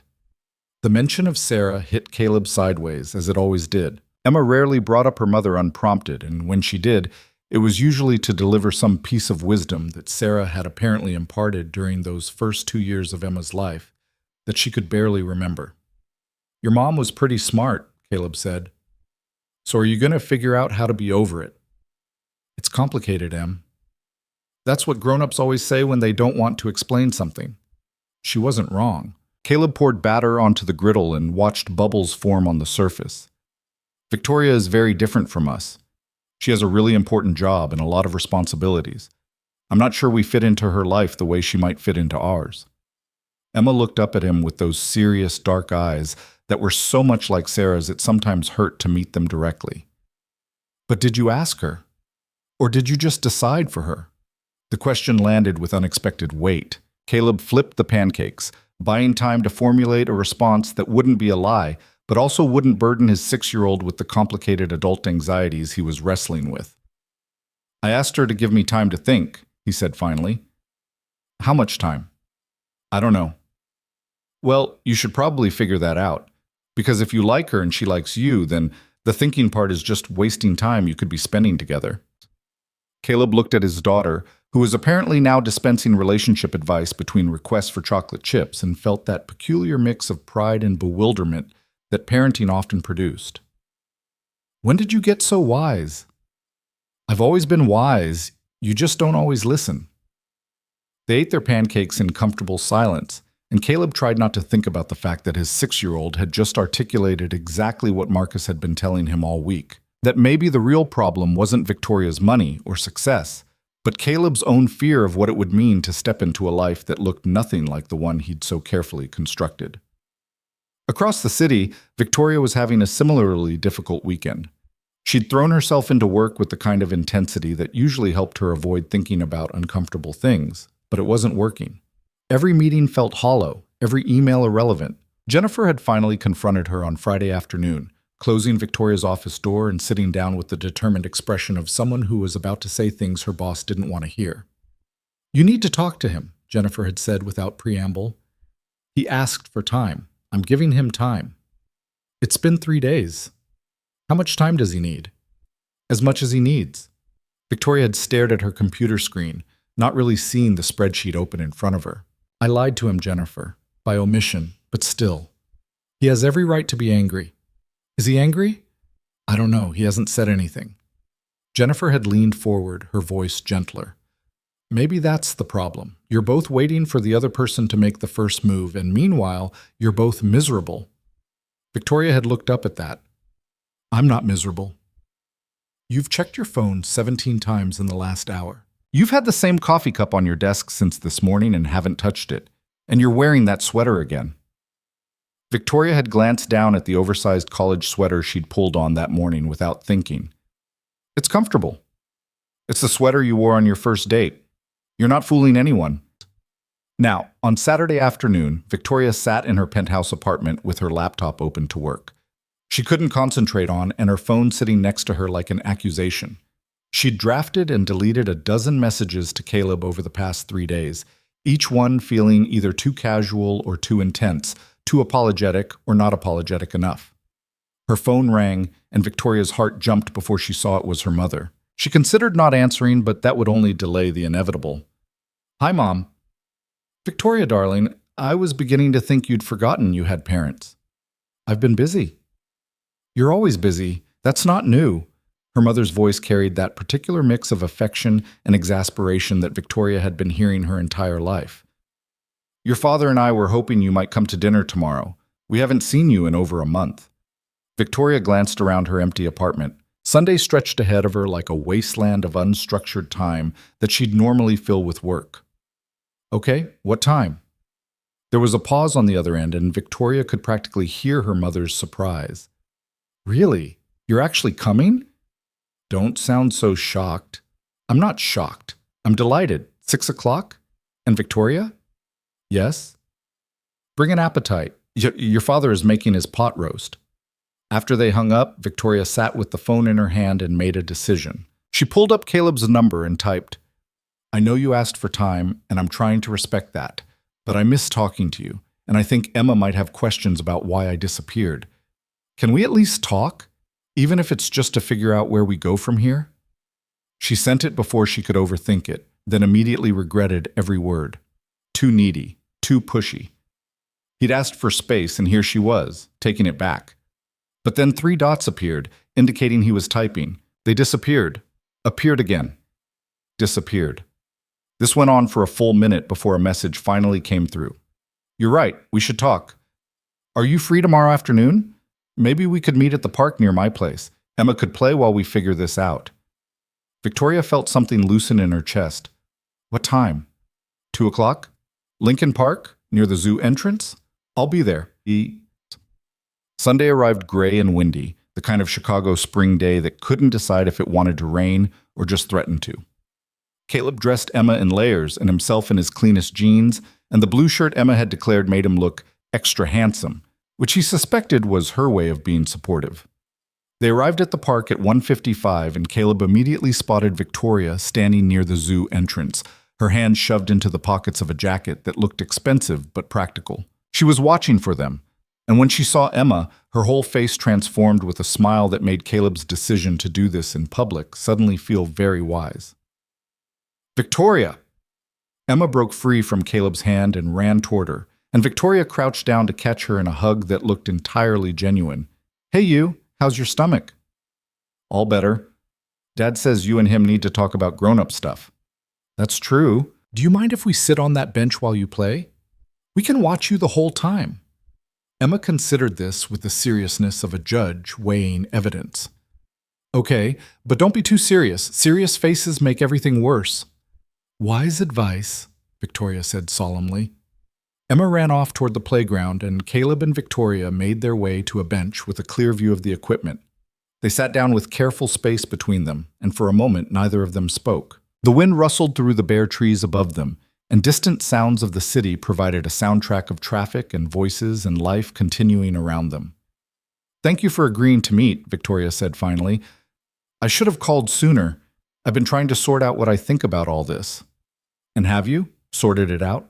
Caleb watched Emma climb onto the monkey bars with the fearless confidence of someone who hadn't yet learned to be afraid of falling. Honestly? Not entirely, but I've realized that hiding from the conversation wasn't helping either of us. Victoria nodded, her gaze following Emma as well. I'm sorry I didn't tell you from the beginning. I know I said that already, but I want you to understand why. My whole adult life, people have treated me differently because of my success. Men either find it intimidating or see it as a challenge to conquer. They want to fix me or prove they're not threatened or make sure everyone knows they're not with me for the money. I can't imagine that's easy. It's exhausting. And then I met you, and for the first time in years, someone was just talking to me, asking me about my favorite books and what I thought about things, not because they wanted something from me, but because they were genuinely interested. It felt like air after being underwater for too long. Caleb absorbed this, understanding it intellectually but still struggling with the emotional reality. But you have to see how it feels from my side.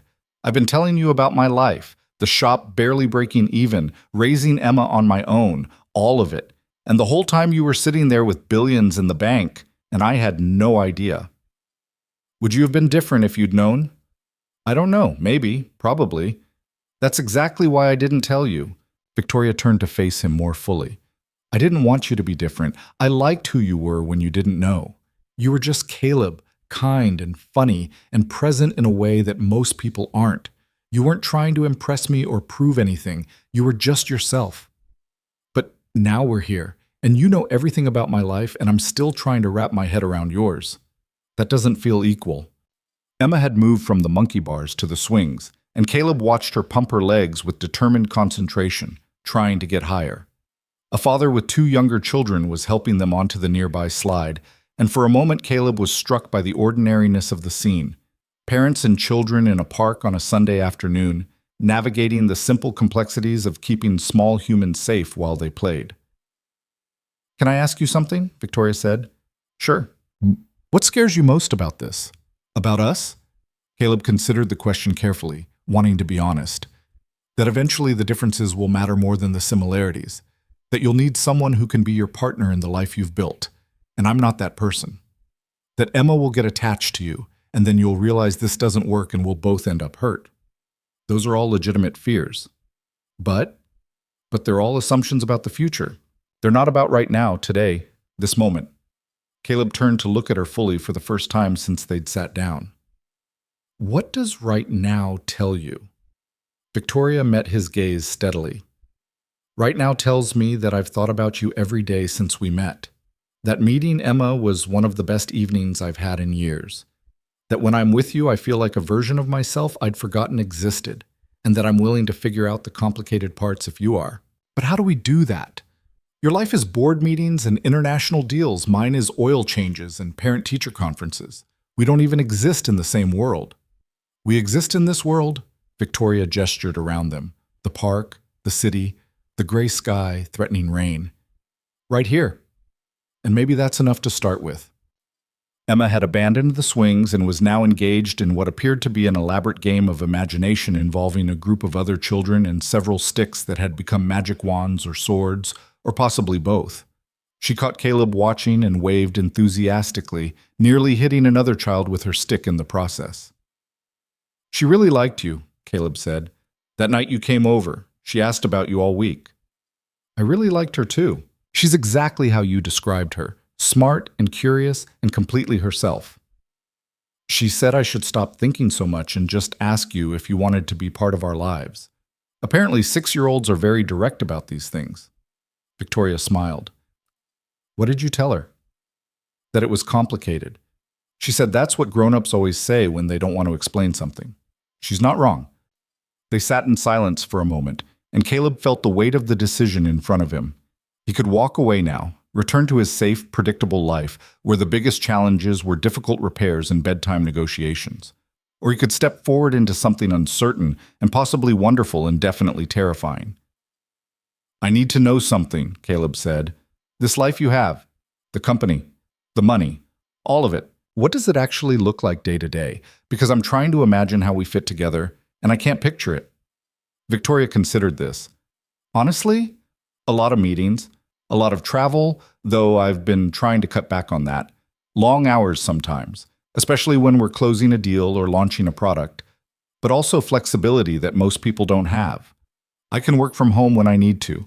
I can adjust my schedule, and I have people who handle things so I don't have to be everywhere all the time. But you can't just walk away from it. No, the company is mine. I built it. I'm responsible for 3,000 employees and their families. I can't just abandon that.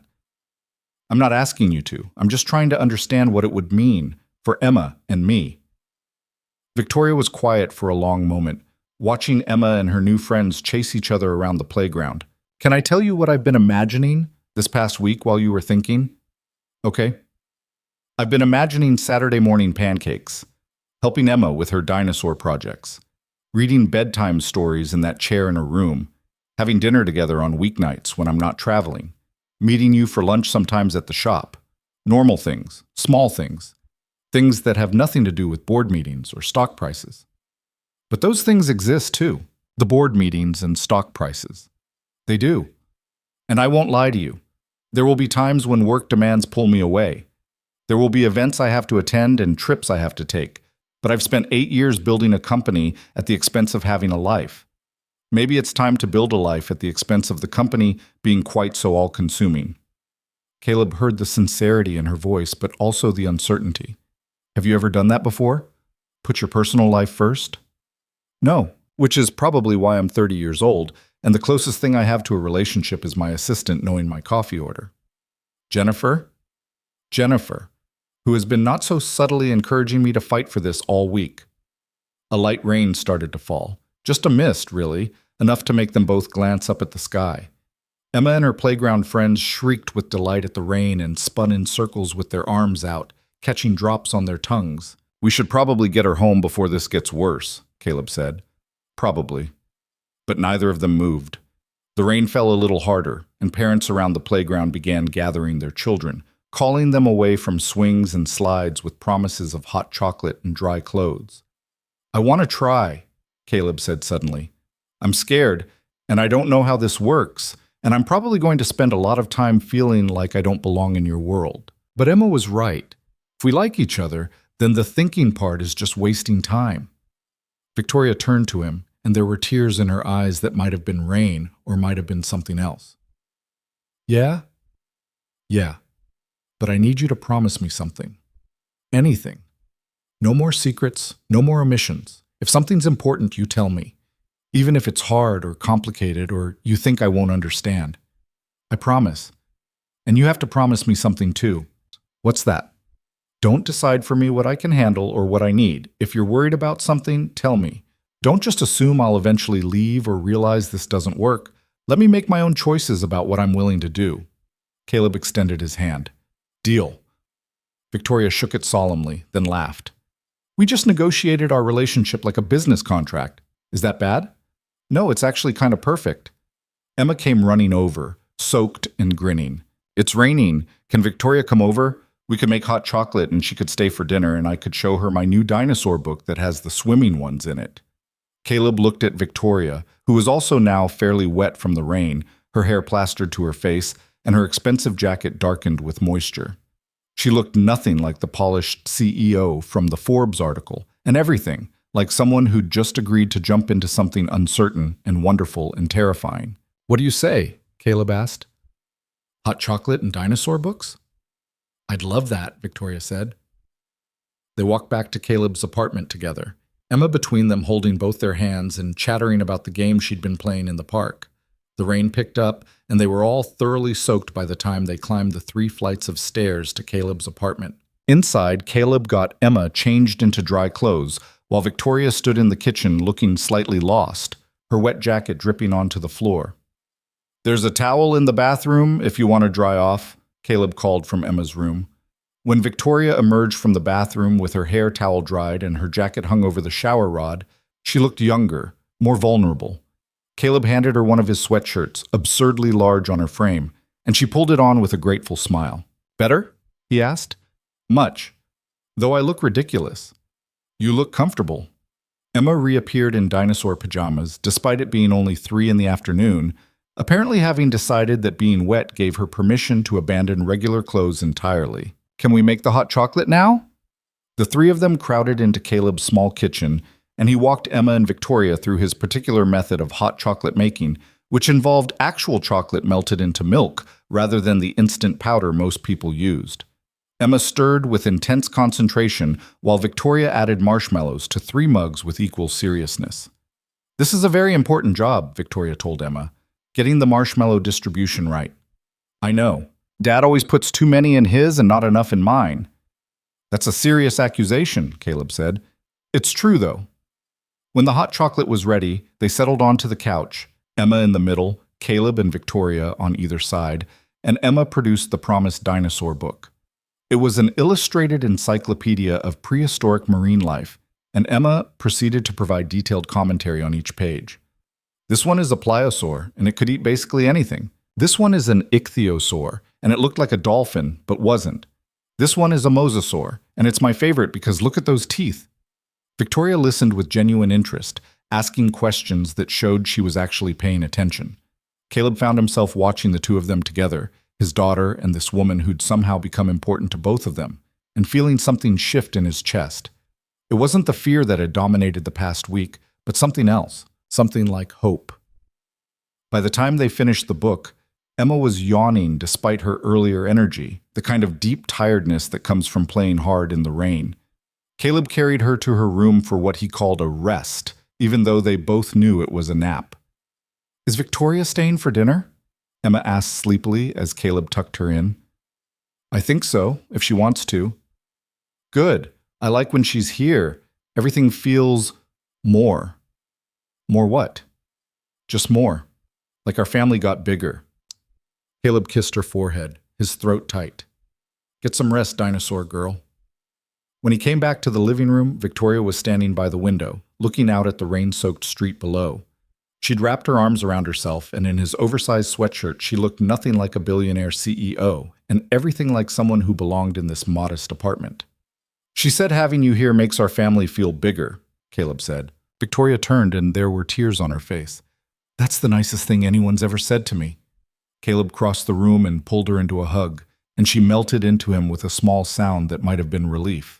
They stood like that for a long moment, just holding each other while rain streaked the windows and the city hummed its constant song outside. "I'm terrified," Victoria whispered into his shoulder. "Me too." "What if I mess this up? What if I let work take over and you and Emma end up being the ones who suffer?" "What if you don't? What if we figure it out together?" Victoria pulled back enough to look at him. "Is that what we're doing? Figuring it out together?" I think so. If you're willing. I'm willing. I'm so willing, it's almost embarrassing how willing I am. Caleb laughed and kissed her forehead. Want to stay for dinner? I was going to make spaghetti. It's one of like 4 things I can cook competently. I'd love to stay for dinner. They worked together in the kitchen, Victoria chopping vegetables while Caleb boiled water and browned meat for the sauce. It was domestic and ordinary and somehow significant, this small act of making a meal together in his cramped kitchen while his daughter napped in the next room. My mom wants me to come to dinner at their house, Victoria said while dicing an onion with more precision than Caleb had expected. Tomorrow night, my dad's making pot roast. That sounds nice. Would you and Emma want to come? I mean, it's probably too soon to meet my parents, but they've been asking about you. Well, they don't know it's you specifically. They just know I've been distracted and checking my phone too much. Caleb looked at her. This woman who ran a billion-dollar company and was standing in his kitchen in his sweatshirt, nervously asking if he wanted to meet her parents. Yes. Yeah? Yeah. Though, fair warning, Emma will tell them everything she knows about marine dinosaurs, whether they want to hear it or not. My dad will love that. He's a retired biology professor. He'll probably have a full debate with her about whether plesiosaurs were actually dinosaurs or just prehistoric reptiles. She'll have opinions on that. I'm counting on it. Emma woke up an hour later to the smell of spaghetti sauce and emerged from her room with pillow-creased cheeks and renewed energy. They ate dinner at Caleb's small table, Emma entertaining them with a detailed recap of the playground game she'd invented that afternoon. And then Lucas said we should be knights instead of wizards. So we were wizard knights, which is basically the most powerful thing you can be. But that logic is sound, Victoria said seriously. After dinner, Emma insisted on showing Victoria her entire dinosaur collection, providing the history and significance of each model with the thoroughness of a museum curator. Caleb watched from the doorway, his heart doing complicated things in his chest at the sight of them sitting together on Emma's floor, Victoria asking questions about a plastic stegosaurus, like it was the most important conversation she'd had all day. When it was time for Victoria to leave, she had early meetings the next morning and needed to get home. Emma hugged her fiercely. You're coming to dinner at your parents' house with us tomorrow, right? Emma asked. That's the plan. Good, because Dad's going to be nervous and you'll need to help him. I think you might have that backwards, Victoria said, smoothing Emma's curls. I'm the one who's going to be nervous. Then you can help each other. That's what people who care about each other do. After Emma went to bed, Caleb walked Victoria down to the street where her car service was waiting. The rain had stopped, leaving the city washed clean and smelling of wet concrete and spring. Thank you, Victoria said, for giving me another chance, for letting me back in. Thank you for being honest, and for not giving up when I needed time. I'm still terrified I'm going to mess this up. Join the club. I wake up every morning terrified I'm messing up parenting, so at least we can be terrified together. Victoria laughed and kissed him, just briefly, just enough to feel like a promise. I'll pick you both up tomorrow at 5. We'll be ready. Caleb watched her car disappear into traffic, then climbed back up to his apartment feeling lighter than he had in weeks. Emma was still awake despite his instructions, sitting up in bed with her dinosaur book. Dad? Yeah, sweetheart? Are you happy? The question caught him off guard. Right now? Yes, very happy. Good. Me too. I like Victoria. And I think Mom would have liked her too. Caleb sat on the edge of Emma's bed, pulling her into a hug. I think you might be right about that. I'm always right. You should write that down so you remember. Noted. Now sleep. We have a big dinner tomorrow. As Emma settled back into bed, Caleb stood in her doorway and thought about the strange paths life took. 4 years ago, he'd lost Sarah and thought he'd never feel anything resembling hope again. He'd built a small, safe life centered entirely around Emma, and it had been enough because it had to be. But now there was Victoria, complicated and brilliant and scared of the same things he was scared of.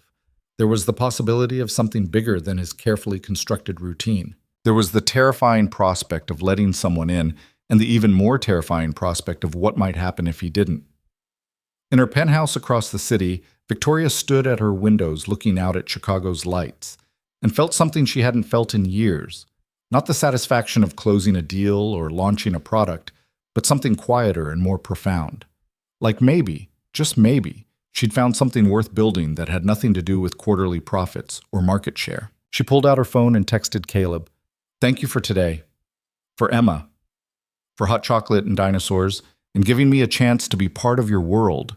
His response came quickly, "Thank you for wanting to be part of it. See you tomorrow." Victoria changed into pajamas and climbed into bed, her mind already spinning through the logistics of the next day.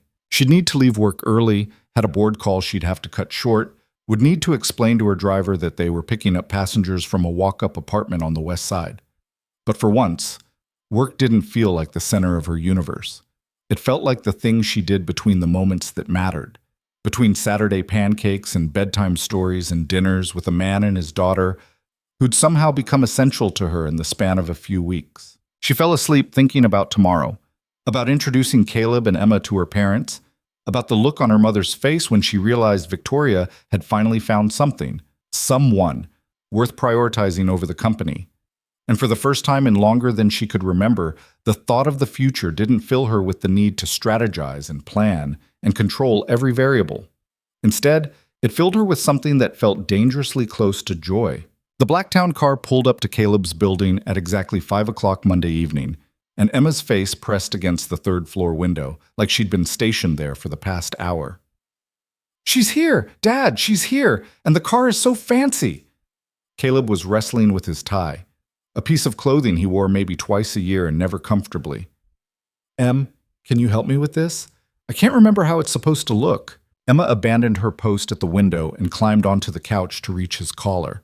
Her small fingers worked at the tie with surprising competence, and Caleb wondered when his daughter had learned to tie a necktie. "Uncle Marcus showed me," she said, as if reading his mind. "He said someday I might need to help you look fancy for important things." Meeting someone's parents definitely counts as an important thing. "Are you nervous?" "Terrified." "Me too. But Victoria said her dad likes dinosaurs, so I'm bringing my plesiosaur book just in case." The buzzer rang, and Caleb pressed the button to let Victoria up. He did a final check in the mirror. The tie was still crooked, but it would have to do, and opened the door just as Victoria reached the landing. She was dressed more formally than he'd ever seen her, in tailored pants and a silk blouse that probably cost more than his monthly rent, her hair pulled back in a way that emphasized her cheekbones. For a moment, Caleb saw the CEO from the Forbes article, polished and professional and slightly intimidating. Then she smiled, and she was just Victoria again. "Hi," she said, slightly breathless from the stairs. "Hi yourself. You look beautiful." "Thank you. You look—" She reached up and adjusted his tie, her fingers brushing his collar. "Very handsome, if a bit nervous. Is it that obvious?" "Your tie was inside out." Emma pushed past Caleb, backpack in hand. "I'm ready. I have my book and my nice dress, and Dad packed snacks in case your parents don't have kid food." Victoria laughed and crouched down to Emma's level. "My mom always has kid food. She's been asking about grandchildren for years, so she keeps the house stocked just in case." "But I'm not your grandchild," Emma said, with the literal clarity of a 6-year-old. "No, but something tells me she's going to fall in love with you anyway." The drive to Victoria's parents' house took them north into Evanston, through neighborhoods that gradually became more affluent, houses growing larger and set back farther from the street. Caleb watched the scenery change through the car window and felt his anxiety ratchet up with each passing block. "My parents are going to love you," Victoria said quietly, reaching over to take his hand. "Both of you. I promise." "What did you tell them about me?" "The truth. That I met someone who makes me laugh and treats people with kindness and has a daughter who knows more about dinosaurs than anyone I've ever met." "Did you mention the mechanic part?" "I mentioned that you own your own business, which is true." Emma, who had been staring wide-eyed at the increasingly impressive houses, suddenly piped up. "Victoria, is your family rich?" "Emma," Caleb said quickly, "that's not polite to ask. But I'm just wondering because these houses are really big and our apartment could fit inside them like maybe 5 times. Victoria met Caleb's eyes with an expression that said, "It's okay," before turning to Emma. "My parents do well, yes. My dad was a professor and my mom was a lawyer. They worked hard and saved their money. And you're a billionaire," Emma said matter-of-factly. "Dad showed me the article about you. It had big words, but I understood the numbers." Caleb felt his face heat. I wanted her to understand in case anyone at school said something. I'm glad you told her, Victoria said. Emma, yes, I have a lot of money. Does that bother you? Emma considered this with the seriousness she brought to all important questions. No, money is just money. Dad says what matters is if you're nice to people and if you do the right thing even when it's hard. Your dad is a smart man. I know, that's why I listen to him. Well, most of the time. The car pulled into a circular driveway in front of a stately Tudor-style home with ivy climbing the walls and gardens that even in early spring showed signs of meticulous care. It was beautiful and elegant and exactly the kind of house Caleb would have imagined for Victoria's childhood, which somehow made it more intimidating. Victoria's mother must have been watching for them because the front door opened before they'd even gotten out of the car. She was a handsome woman in her late 50s, with dark hair graying at the temples and Victoria's same intelligent eyes. She practically vibrated with excitement as they approached. Victoria, darling, she said, pulling her daughter into a hug before turning to Caleb and Emma with open curiosity. And you must be Caleb and Emma. I'm Margaret Hale. Please, come in, come in. Inside the house was exactly what Caleb expected. Tasteful antiques, original art on the walls, Persian rugs over hardwood floors. But it was also lived in, comfortable, with family photos everywhere and the smell of pot roast wafting from the kitchen. Victoria's father emerged from what looked like a study, a tall man with silver hair and wire-rimmed glasses, wearing a cardigan that had seen better days. He shook Caleb's hand with a firm grip and then turned his full attention to Emma. So you're the young lady who knows about marine dinosaurs, he said seriously. Emma lit up like someone had flipped a switch. Victoria told you? She did indeed. I'm Robert, and I used to teach biology. I have some opinions about prehistoric marine life that you might find interesting.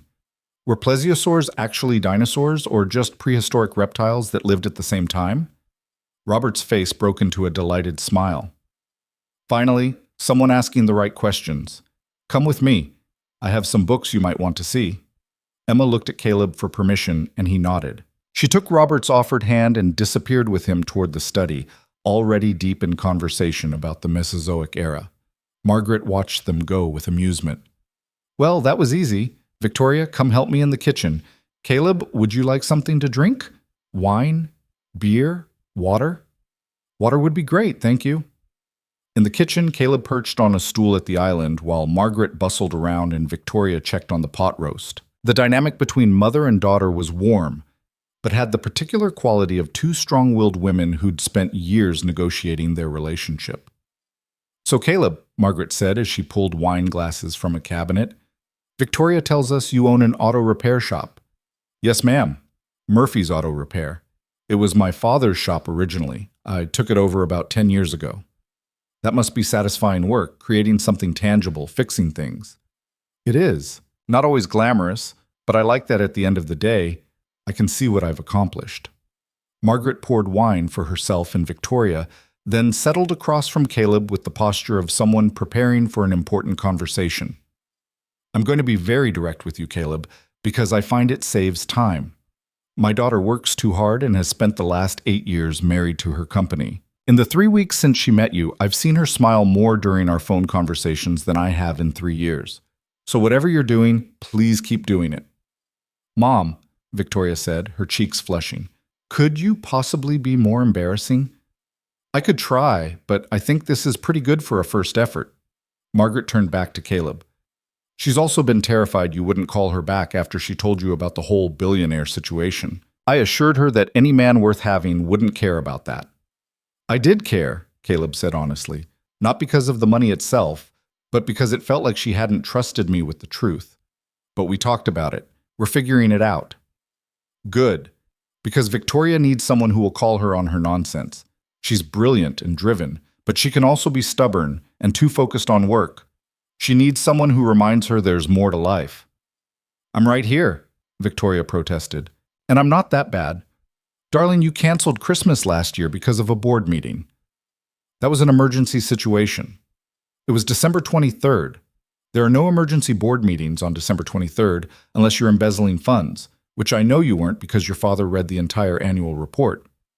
Caleb watched this exchange with fascination. This was a side of Victoria he hadn't seen. The daughter being gently roasted by her mother. defensive but also affectionate in a way that spoke to deep love between them. Caleb doesn't need to hear about my work-life balance issues on the first visit, Victoria said. Actually, it's helpful context, Caleb said with a smile. Though, in fairness, I'm not much better. I haven't taken a real vacation since Emma was born. See? Margaret pointed at him triumphantly. You're perfect for each other. Two workaholics who can maybe convince each other to occasionally relax. From the study, they heard Emma's voice raised in what sounded like passionate disagreement, followed by Robert's delighted laughter. Margaret smiled and checked on the vegetables roasting in the oven. Your daughter is wonderful, she said to Caleb. Robert is going to talk her ear off all evening if we let him. He doesn't get many opportunities to discuss paleontology anymore. Emma will love every minute of it. She doesn't meet many adults who take her dinosaur obsession seriously. Dinner was served in a formal dining room that somehow still felt welcoming, maybe because of the crayon drawings that Emma immediately noticed were displayed on one wall. Are those Victoria's? Emma asked, pointing. From when she was about your age, Margaret confirmed. She was very particular about getting the colors exactly right. Even then, she was a perfectionist. Mom drew those for me before she died, Emma said, completely unself-conscious. Dad has them all over our apartment. She wasn't very good at drawing, but she tried really hard, which Dad says is what matters. The table went quiet for a moment, the kind of silence that comes when a child mentions death with the matter-of-fact clarity that adults have learned to avoid. Caleb started to redirect the conversation, but Robert spoke first. Your mother sounds like she was a smart woman. Trying hard is definitely what matters most. She was really smart and nice, and she made Dad laugh a lot, which he doesn't do as much anymore, but Victoria makes him laugh, so I think that's good. Victoria reached under the table and squeezed Caleb's hand, and he squeezed back, grateful for the contact. Dinner conversation flowed easily after that, ranging from Emma's school to Caleb's work to a spirited debate between Robert and Emma about whether dinosaurs could have survived if the asteroid hadn't hit. Margaret asked thoughtful questions about the auto repair business, and Caleb found himself relaxing despite his earlier anxiety. The challenge is competing with the dealerships, he explained. They have the advantage of being able to claim they only use official parts and have certified technicians, but we're more affordable, and I'd argue more honest about what actually needs to be fixed. There's something to be said for honesty, Robert said. I always told my students that integrity matters more than expertise. You can learn to be good at something, but you can't fake being trustworthy. After dinner, Margaret insisted on showing Caleb and Emma the garden, even though the early spring darkness meant there wasn't much to see. Victoria hung back to help her father clear the table, and Caleb could hear them talking in low voices through the open window as he walked with Margaret and Emma along the garden path. She's happy, Margaret said quietly, watching Emma examine some early crocuses with a flashlight Robert had provided. I don't think I fully appreciated how unhappy she'd been until I saw the difference these past few weeks. I'm happy too, Caleb admitted. It's terrifying, but I'm happy. Why terrifying? Caleb chose his words carefully. Because our lives are so different. Because I worry Emma will get too attached, and then something will happen. Because I'm not sure I belong in Victoria's world. Can I tell you something about my daughter? Margaret turned to face him fully. Victoria has spent her entire life being the smartest person in the room. She skipped grades, graduated early, built a company from nothing. She's accomplished extraordinary things, but she's also lonely in a way that breaks my heart. She needs someone who sees her as more than her achievements, who values her for who she is, not what she's built. I do see her that way. I know, that's why she's terrified too. She's terrified of losing this, of somehow messing it up the way she's messed up every relationship by prioritizing work over people. Margaret paused, watching Emma, who had found a worm and was examining it with fascination. Your daughter asked me earlier if we had a yard where she could play. When I said yes, she said good, because when Dad and Victoria get married, maybe we can visit a lot. Caleb felt his heart stop. She said that? 6-year-olds have a way of stating things as facts rather than possibilities. But Caleb, I've watched my daughter date men who were intimidated by her success or wanted to manage it or tried to compete with it. You're the first person she's brought home who just seems to like her. That matters more than you know. Inside, Victoria stood at the sink washing dishes while her father dried, falling into the rhythm they'd established over decades of these small domestic rituals. "He's good for you," Robert said without preamble. "You've known him for 2 hours. I've known you for 30 years.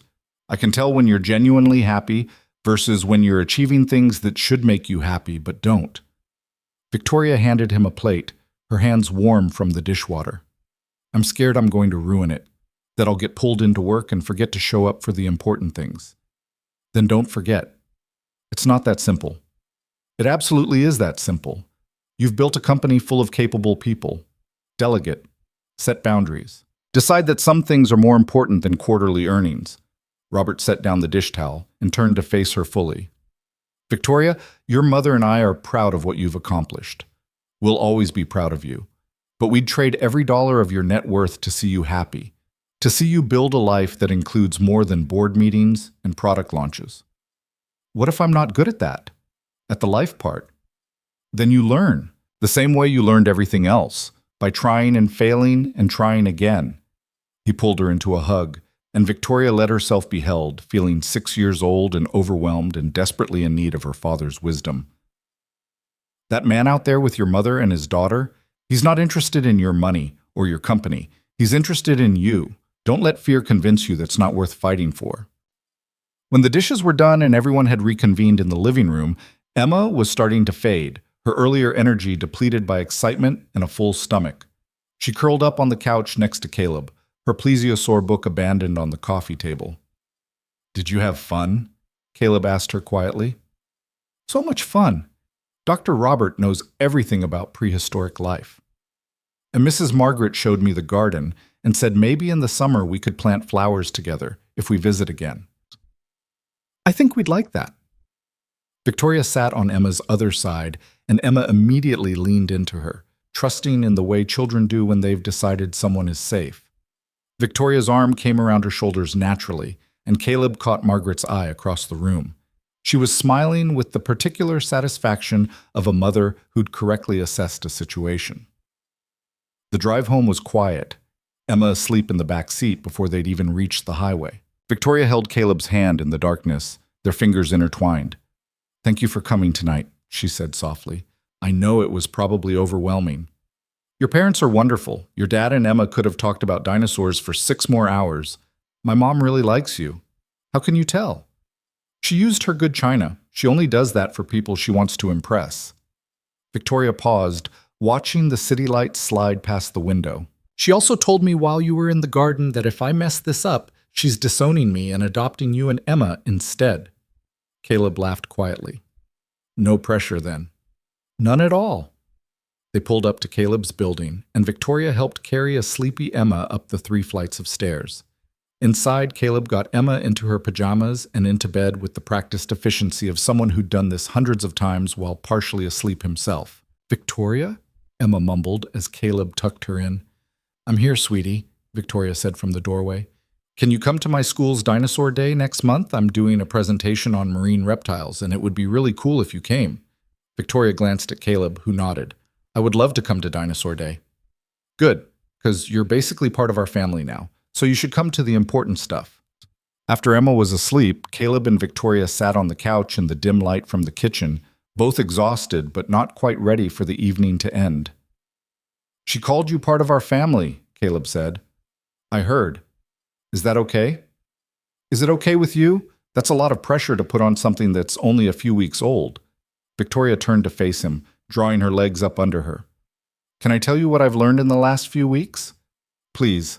I've learned that I spent 8 years building a company that's supposed to change the world, but the thing that's actually changed my world is Saturday morning pancakes and bedtime stories and meeting someone who makes me want to be more than my job title."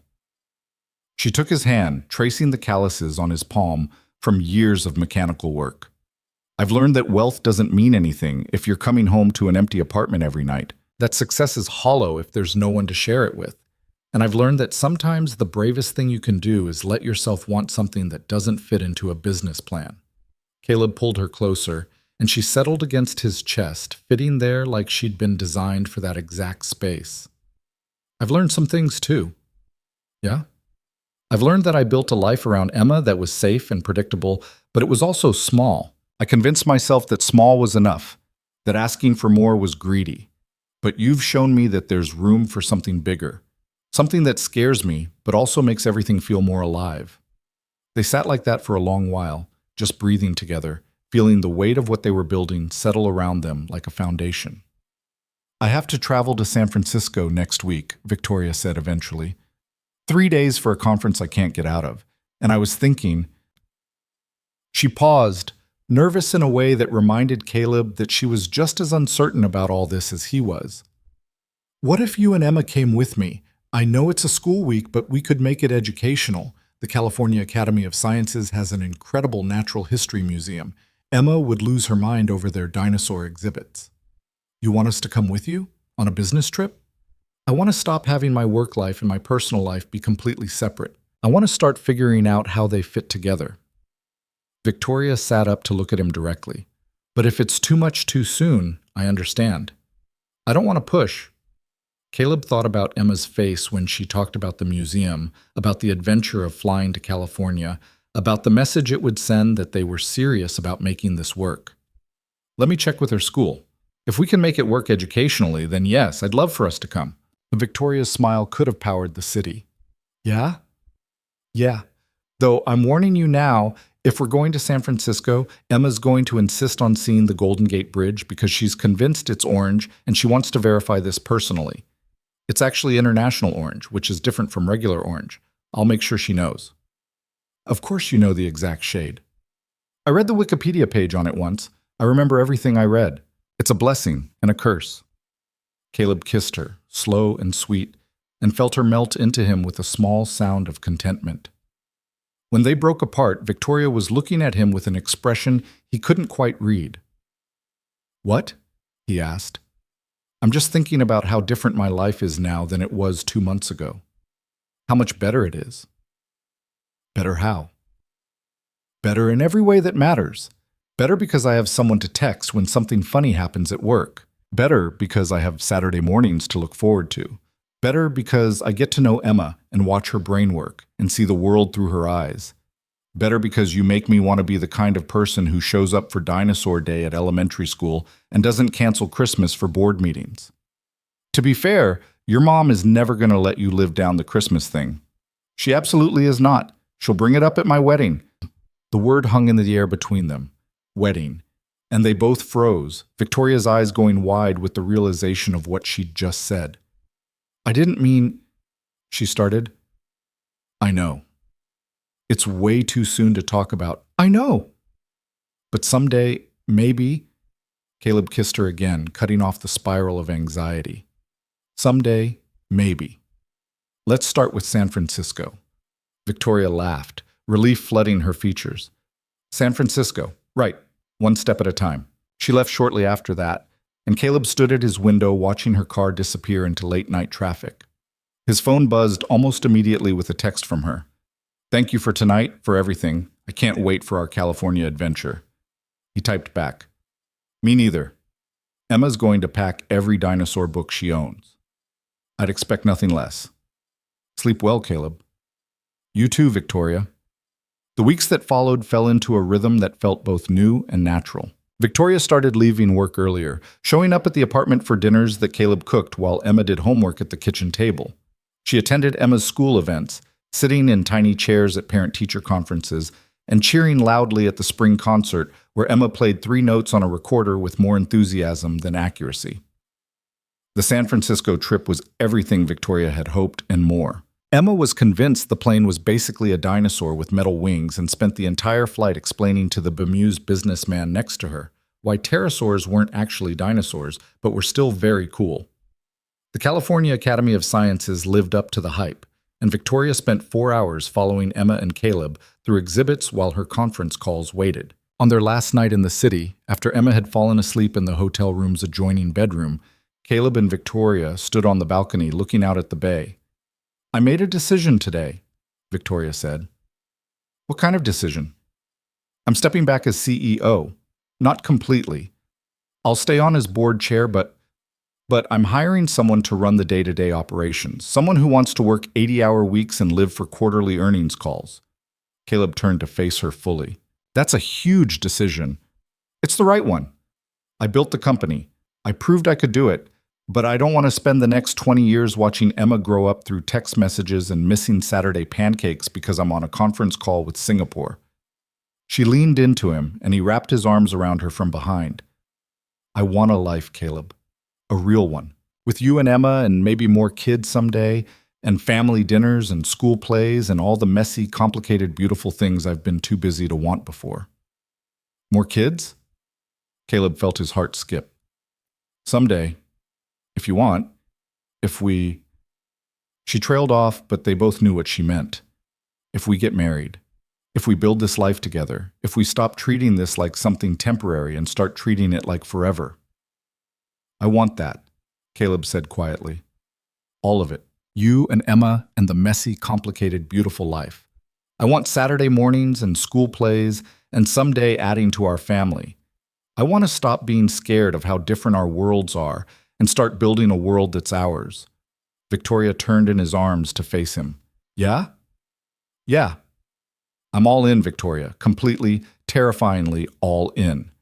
She kissed him, and it felt like a promise and a beginning, and everything either of them had been too scared to hope for. 6 months later, on a Saturday morning in October, Caleb stood in his apartment, which now had significantly less furniture because half of it had been moved to Victoria's penthouse, which they were in the process of making feel less like a showroom and more like a home, and watched Victoria and Emma make pancakes together. They developed their own rhythm in the kitchen, Emma standing on her step stool measuring ingredients while Victoria supervised and added chocolate chips with the kind of precision she'd probably once applied to million-dollar deals.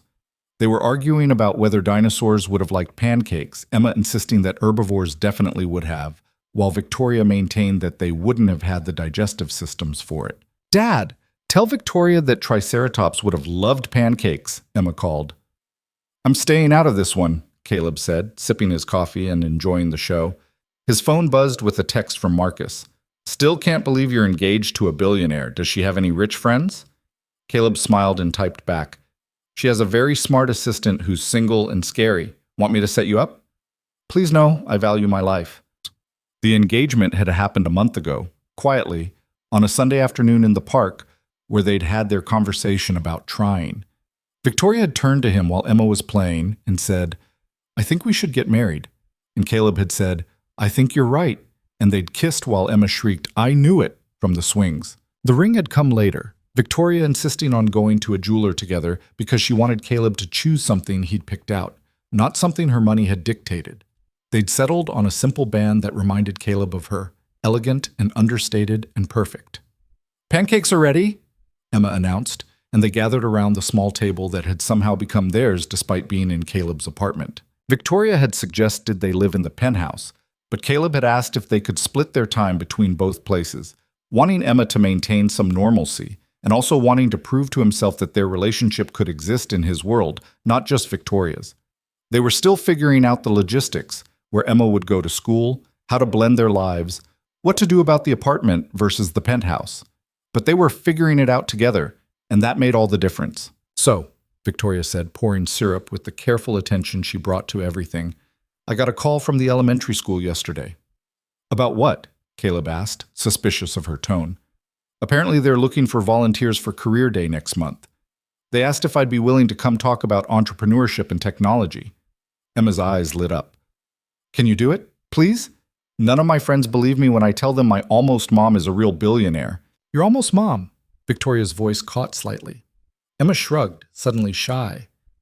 I mean, you're going to marry Dad, so you'll be my stepmom. But I like almost mom better because it sounds nicer. Is that okay? Victoria looked at Caleb, her eyes shining with tears, and he nodded, his own throat tight. She turned back to Emma and pulled her into a hug that lifted the girl right off her chair. It's more than okay. It's perfect. Later that afternoon, after Emma had gone to play at a friend's house and they had rare time alone, Caleb and Victoria lay on his couch, her head on his chest, listening to the sounds of the city filtering through the windows. Can I tell you something? Victoria said. Always. That first night at Rossini's, when you helped that waitress, I almost didn't come back for a second date.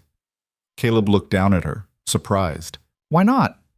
Because you were so genuinely kind, and I was so busy hiding who I was, and I was convinced that when you found out the truth, you'd either be intimidated or you'd want something from me.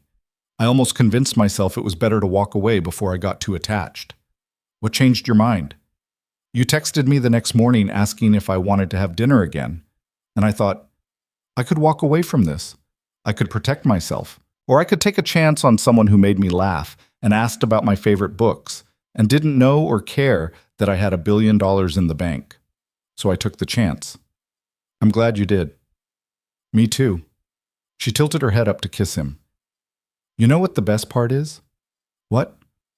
I spent my whole adult life building things, companies, wealth, reputation, things that were supposed to matter. But none of them made me as happy as Saturday morning pancakes with you and Emma. None of them made me feel as successful as knowing I get to be her almost mom. All that building, and it turns out the most valuable thing I ever found was something I couldn't buy or build or strategize my way into. I just had to show up and be honest and hope. Caleb pulled her closer, breathing in the scent of her shampoo and the life they were building together. For what it's worth, I did the same thing. I built this small, safe life that was supposed to be enough. And then you walked into that restaurant in your oversized sweater, and suddenly everything got bigger and scarier and so much better. We're quite a pair. We really are. They lay there in comfortable silence, watching the afternoon light shift across the walls, and Caleb thought about the path that had led them here, the grief that had nearly broken him, the years of carefully constructed routine, the blind date he'd almost canceled, the moment in a restaurant when he'd helped a frightened stranger and unknowingly revealed something about himself that mattered more than wealth or status. He thought about Victoria's courage in showing up as herself, even when herself didn't fit into any box people expected, about Emma's wisdom that exceeded her 6 years, about how sometimes the best things in life were the ones you didn't plan for, couldn't predict, and had to be brave enough to reach for even when they terrified you. His phone buzzed with a text from Emma. Mrs. Rodriguez says, can Victoria come to dinner on Thursday? She wants to make her famous empanadas. Caleb showed Victoria the message, and she smiled. Mrs. Rodriguez's empanadas are legendary, right? Life-changing. Then definitely yes. He typed back an affirmative response, and Emma sent back a string of heart emojis that made both of them laugh. This is it, Victoria said softly. This is the life I want. Empanadas with Mrs. Rodriguez and pancakes on Saturday mornings and arguing about dinosaurs and building something that matters more than any company ever could. We're building a family, Caleb said. We are. Victoria sat up, turning to face him with that serious expression that meant something important was coming. I need to tell you something. Caleb felt a flutter of anxiety. Okay. I've been thinking about the wedding, and I know we haven't set a date yet, but I want to ask you something. What? Would you be okay with something small, just our families and close friends? I know people will expect this big society wedding because of who I am professionally, but that's not what I want. I want something real and intimate and focused on what actually matters. Caleb felt relief flood through him. I would love that. I've been terrified you'd want something huge. I want you and Emma and my parents and Marcus and Mrs. Rodriguez and maybe Jennifer, because she's kept me sane through all of this. I want vows that mean something and a party where we can actually talk to our guests and a day that's about us, not about appearances or expectations. When? What do you mean when? When do you want to do it? Because if we're keeping it small and simple, we could do it relatively soon. Victoria's eyes widened. How soon? I don't know.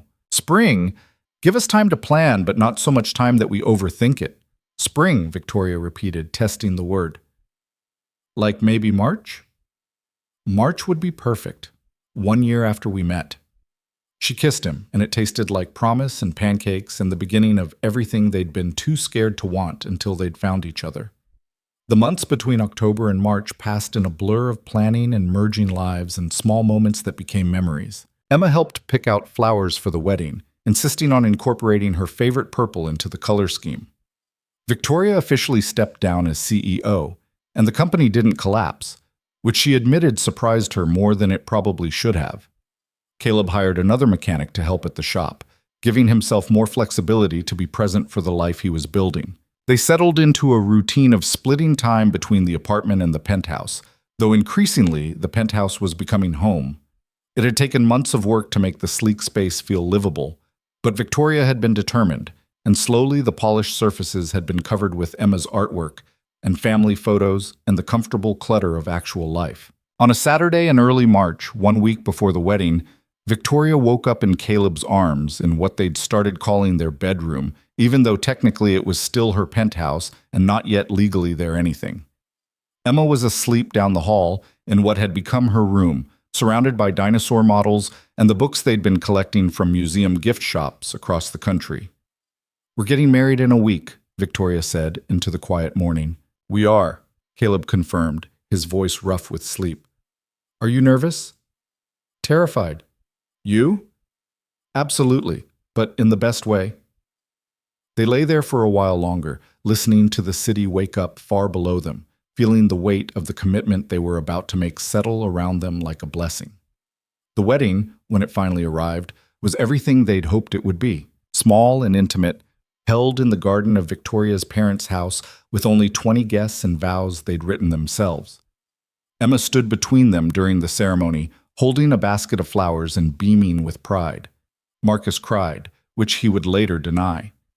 Mrs. Rodriguez brought empanadas for the reception, and when Caleb and Victoria exchanged rings and were pronounced married, the applause that rang out was genuine and joyful and full of love. At the reception, while Emma danced with Robert and Margaret fussed over the dessert table, Victoria and Caleb stood together watching their small gathering of loved ones celebrate with them. "Did I tell you what Emma said this morning?" Victoria asked. "What did she say?" "She told me that her mom would have really liked me, that she knows this because she asked in her prayers, and she's sure her mom said yes." Caleb felt tears prick his eyes. "She told you that?" "She did. And then she said that now she has 2 moms, one in heaven and one here, and she's the luckiest kid in the world." "That sounds like something she'd say." Victoria leaned into him and they swayed together to music playing from speakers someone had set up in the garden. "I spent so much of my life chasing success, thinking that if I could just build something big enough, accomplish something significant enough, I'd feel complete. And then I met you and Emma, and I realized I'd been chasing the wrong thing all along." "What's the right thing?" "This. Connection. Love. Building a life with people who see you and choose you and make you want to be better. All the success in the world doesn't matter if you're alone." Caleb kissed her forehead. "For what it's worth, I did the same thing in reverse. I tried to make safe and small be enough. I convinced myself that wanting more was greedy, that I'd had my chance at happiness and asking for another one was pushing my luck. And now? Now I know that loving you and building this family with you isn't greedy. It's the bravest thing I've ever done." Emma ran over to them, slightly out of breath from dancing. "Can we cut the cake now? Dr. Robert says it's chocolate, and I really need to verify this personally." Victoria and Caleb laughed, and together the 3 of them walked toward the cake table, a family now in every way that mattered. As they cut the cake, which was indeed chocolate, much to Emma's delight, and fed each other bites while their guests cheered, Victoria thought about the journey that had brought them here. From a blind date, she'd almost skipped to a man who'd shown her kindness without knowing who she was. From hiding her identity to learning that being seen completely was worth the risk. From building a billion-dollar company to building a family that made her feel richer than any bank account ever could. She looked at Caleb, who was laughing at something Marcus had said, and at Emma, who had chocolate frosting on her nose and stars in her eyes. She thought about the life stretching out ahead of them, the challenges they'd face, the joys they'd share, the ordinary, extraordinary moments that would make up their days. And she realized that for the first time in her life, she wasn't thinking 3 moves ahead or strategizing the next milestone. She was just here, present, grateful for the imperfect, perfect family she'd found when she'd stopped looking for success and started looking for connection. Caleb caught her eye across the garden and smiled. That same smile that had made her feel seen on their first date. Emma waved at her with sticky chocolate-covered fingers. Margaret was taking pictures while Robert explained something about the botanical garden to anyone who would listen. Marcus was arguing with Jennifer about something that was making them both laugh. This, Victoria thought, was what success actually looked like. Not quarterly earnings or board seats or Forbes profiles. Not billion-dollar deals or TED Talks or accolades and awards. Just this, love and laughter. and a family gathered in a garden on a perfect March afternoon, celebrating the beginning of something that had started with a blind date and a man in a thrift store shirt who'd been kind to a stranger and unknowingly changed everything. As the sun set and the party continued into the evening, Victoria pulled Caleb aside for one quiet moment away from their guests. "Thank you," she said simply. "For what?" "For seeing me. For being brave enough to let me see you. For building this with me, even when it was scary." Caleb cupped her face in his hands. These hands that knew how to fix broken things and make pancakes and hold his daughter, and now wore a wedding ring that matched hers. "Thank you for showing up to that first date," he said. "For coming back when I needed time, for loving Emma like she's yours, for making me believe that after loss and grief and years of playing it safe, I deserved another chance at happiness. We both deserve it. Yeah, we really do." They kissed as the last light faded from the sky, and their family celebrated around them. And somewhere in the distance, Emma's laugh rang out clear and bright and full of joy. The sound of a child who was loved completely, who'd gained not just a stepmother, but a family that was bigger and more wonderful than she'd imagined possible. And in that moment, with the taste of chocolate cake still on their lips, and the sound of celebration filling the air, and the future stretching out before them full of Saturday pancakes and bedtime stories, and all the beautiful ordinary moments that make a life, Caleb and Victoria held each other and knew they'd found something worth more than any amount of money could buy. They'd found home. They'd found family. They'd found each other. And that, in the end, was the greatest success of all.